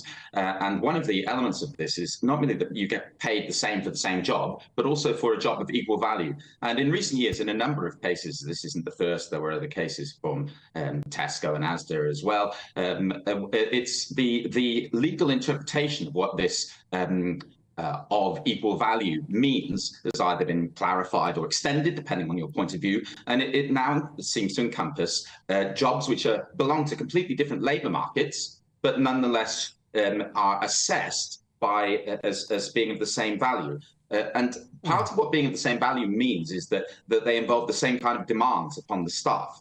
in some cases, these have involved creating independent experts to assess what the nature is of the jobs and decide to what extent they're fair or unfairly paid on this basis. It's really quite medieval. I mean, back in the medieval period, people used to have special committees to decide what the just price and the just wages were that people should be paid. This is pretty much the same kind of thing. We're going back and we're deciding much the same basis as before. Yeah, completely medieval. I mean, but perhaps more people would think, well, this is a bit like a sort of central commissar saying how much your job is worth, rather than the market saying, you know, supply and demand. Tom, I get the wage level. I get that. This is politicians or judges or bureaucrats setting the level. I can see why that is wrong, or perhaps not particularly efficient. But Andrew, there are a lot of the time women's jobs in inverted commas are paid less. Do we need something to sort of help that? I think one of the things that I found particularly interesting here was that it wasn't considered a defence that the amount being paid was the going rate for the job. So if you have separate jobs in separate labour markets, surely you should be able to be paid the going rate for the job. If the women's jobs, as you call them, are being paid less, then presumably that's because the going rate for the job is less. Now, if you've got employers who are systematically deciding where they allocate men and women, and then they decide to put the women in the places which are lower paid, and they're in a position to set what the salaries are, that would be one set of things. But it's a completely different situation if what you're talking about is separate labour markets, and we're having an assessment that says the labour market, the market price, is not an adequate defence for you to say that that's what you should charge. Think of this as well. Suppose that you had a firm that you were trying to compete with a firm which separated these activities out. And so you had one firm that was doing the back office activities and one firm that was doing the front office activities. That in whichever one of those is being paid the less, would then be in a position to outcompete a firm that combined those two activities, because the firm that combines those activities has to pay at the higher. They can't pay at the lower price, or they won't be able to attract any of the staff to the higher paid employee. So this is one of the things this would tend to do, is to break up firms into their component parts. But Andrew, this is old legislation. This is all done under the guise of the Equal Pay Act, which comes from, I think, 1971, Barbara Castle, all the rest of it.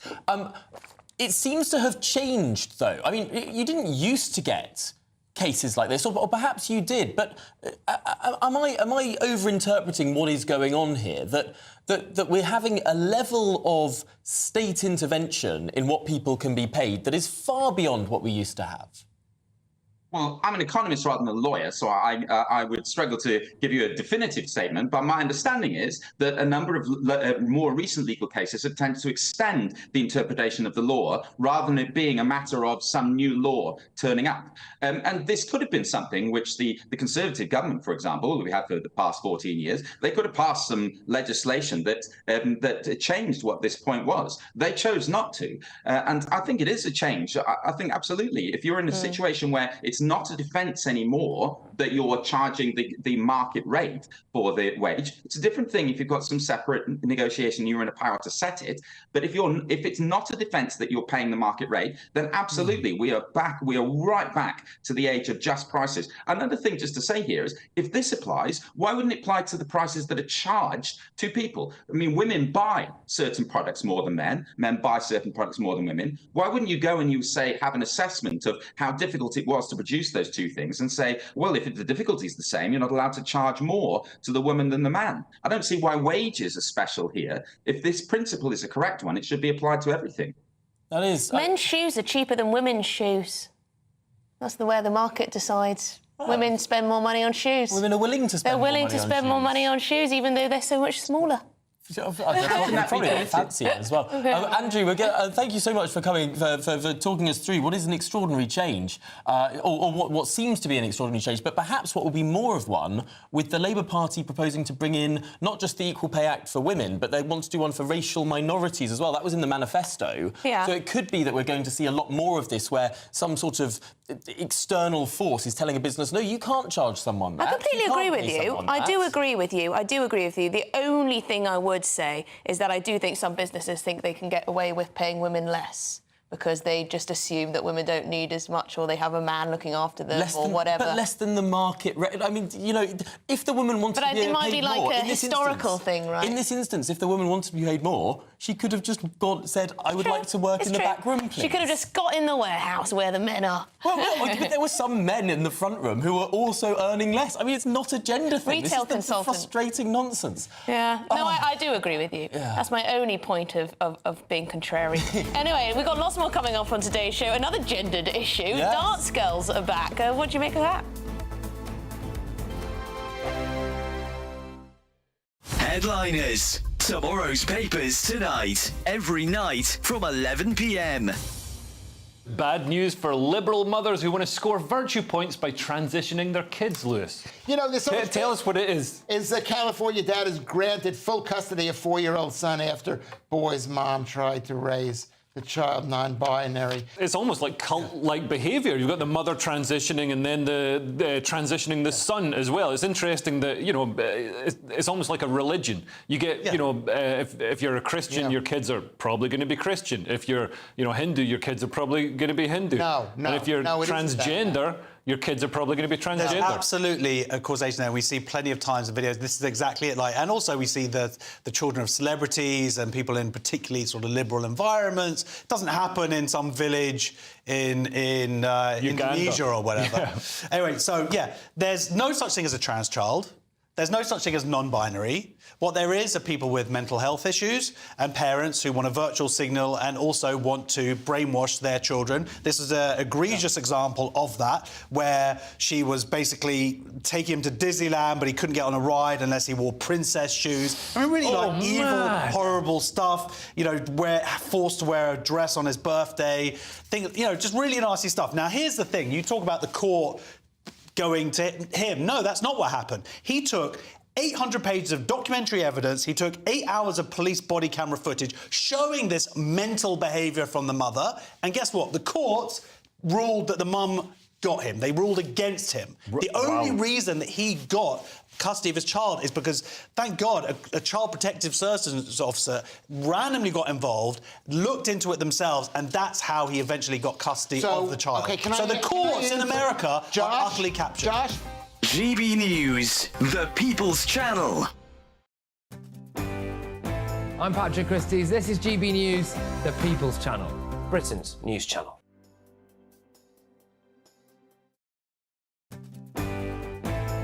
I'm Arlene Foster on GB News, Britain's news channel. If you want your news to be straight talking... This is a nightmare for the Conservatives again. Down to earth. It's not just Nottingham where this is happening, is it? And most importantly, honest. Hard-working, middle-class taxpayers, they'll get their book thrown at them. Then catch me, Martin Daubney, Monday to Friday, 3 till 6 p.m. on GB News, Britain's news channel. I'm Ellie Costello, and thank you so much for joining us here on GB News, the People's Channel, Britain's news channel. I'm Stephen Dixon, and thanks for joining us on GB News, Britain's news channel.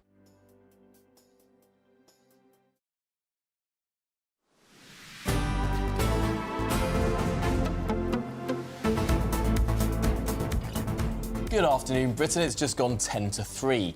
Now, 6 years ago, darts girls were banned in the UK, but now they're back. How did this happen? Here to discuss it is former model and commentator Danielle Mason. Danielle, thank you very much indeed. So this has been a bit of a U-turn, hasn't it? So why did they get rid of them and why have they got them back? OK, so in 2018, the PDC head Barry Hearn announced that he was going to scrap the walk-on girls. I think this is a lot to do with women's rights and equality. So they scrapped them, but in the meantime, the F1s still be going with the girls and the boxing still goes with the girls. But the darts stopped There's been petitions going on here, there and everywhere, which have reached thousands of signatures. So what they've decided to do is bring the girls back now in 24 for October's World Senior Match, WSDT in York. So they basically tried to align with the broader society. They were hoping that not having the girls there would be more of a family thing and people could concentrate on the sport rather than oogling at the girls. But I've looked at what the girls are wearing and it's not like they're in knickers or anything like that. They are in nice dresses with sashes. I mean, And even short dresses, granted. Yeah, well, but they do get the crowd going and they do bring in sponsorships and things like that, And which that's would their pull role, more... to sort of get to sort of walk on before, Yeah. and sort of zhuzh up the crowd, Yes. and get everyone, Woohoo. get the atmosphere going. Yes, I mean, myself being a woman, I would prefer their girls there because they give it more of a show. And for me, They're better it's looking than the not... darts players. Yeah, no, they definitely are. I mean, balances it out, right? Yeah, to be fair, I find darts quite boring. I don't mean that rude, but the girls, for me, would really get me going, like, because they bring such a good... atmosphere to the darts, and they don't have to go out wearing sleazy outfits. They can go out in suits and things like that, and it would still get the crowd charmed and going. It is interesting that this was a bottom-up movement, as you've been describing, that there were petitions from darts fans to bring the girls back, that this was sort of an executive decision to get rid of them, thinking that this would be good for the people, but actually the people disagreed. Yes, well, they wanted to align with women's rights, and they didn't want people looking at the girls as eye candy. They wanted to make it more about the sport and more family-orientated. Boring. But, yeah, for me, I find that quite boring as well. So I'm pretty happy that the girls are coming back. And the girls are, you know, it puts them in a job again and it brings more entertainment and sponsorship to that job, which is more money. That sounds like a good thing all round, Absolutely. Danielle, thank you so much for coming in and talking us through that issue. Former model, really appreciate your perspective. As long as none of the on men this are issue. leering at them, it's all good. Oh, I am 100% a little harmless sure flirt, all perhaps. the men will tell their wives they are not leering. Yes, of course, they will, Tom. Anyway, thank you very much indeed for watching Good Afternoon Britain this afternoon. It is, of course, Martin up next. We'll be back tomorrow at midday. A brighter outlook with Box Solar, sponsors of weather on GB News. Hello again. Here's your latest GB News weather update coming to you from the Met Office. A bit of rain to come through the next couple of days and a little bit of cloud at times too, but towards the southeast it's actually looking largely fine, and here it's going to be pretty hot because we are ahead of this frontal system that's lying across us, and it's this front that's brought a fair amount of rain and will continue to do so through this evening and overnight across parts of northern England, into the West Midlands, across Wales, maybe southwest England seeing a bit of rain too.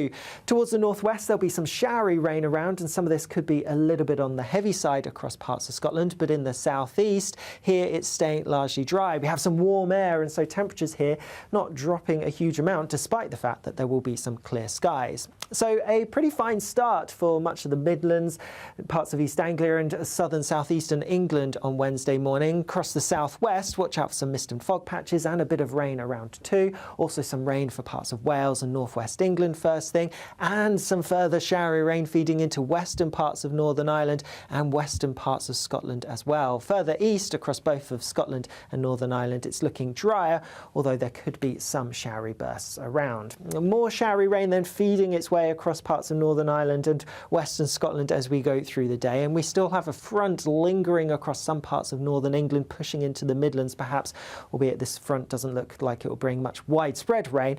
It just could bring some heavy outbreaks for some of us. Towards the south-southeast of the UK it's looking largely dry, some bright sunny spells, and with that temperatures higher than today, likely to get into the high 20s, highs around 28 or 29 Celsius perhaps. Some showery rain then continuing across particularly Scotland as we go through the end of the day on Wednesday, but a lot of that then does clear through as we go overnight. And then there's plenty of dry weather to come as we go through the end of the week, but do watch out for some showers, particularly towards the north and west on Thursday. Bye-bye. That warm feeling inside from Boxed Boilers, sponsors of weather on GB News.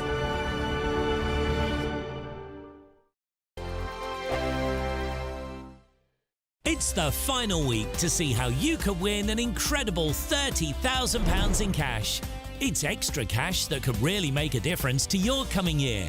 You could find yourself on that holiday you've always wanted to take, buy that treat that always seemed out of reach, or just send some of those day-to-day financial stresses packing. Time is ticking. Get your entry in now. For another chance to win £30,000 in tax-free cash, text CASH to 63232. Text costs £2 plus one standard network rate message. You can enter online at gbnews.com/win. Entries cost £2. Or post your name and number to GB07, PO Box 8690, Derby DE1 9TT. UK only. Entrance must be 18 or over. Lines close at 5 p.m. on the 30th of August. Please check the closing time if listening or watching on demand. Good luck.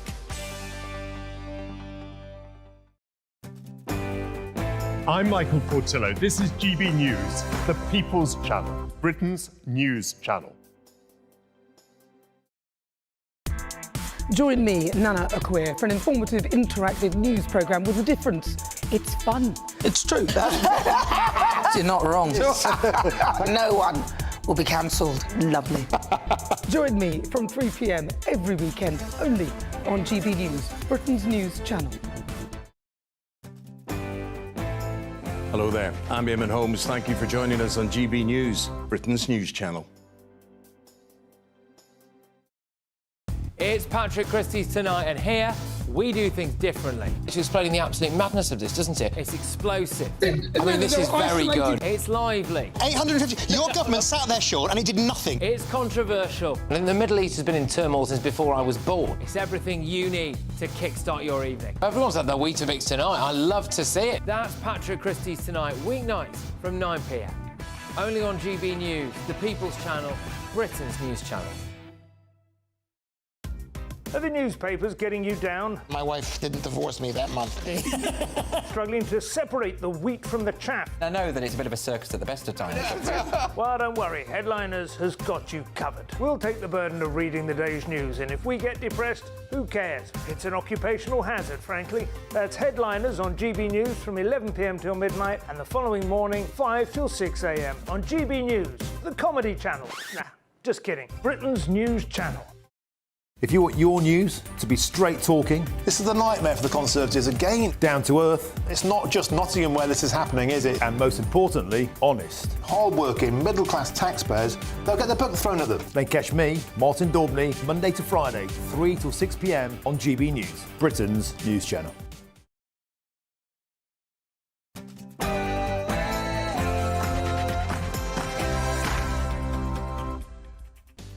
Hey, very good afternoon to you. How are you doing? It's 3 p.m. and welcome to the Martin Daubney Show on GB News. We're broadcasting live from the heart of Westminster, all across the UK. On today's show, does misery upon misery await the nation? Well, Sir Keir Starmer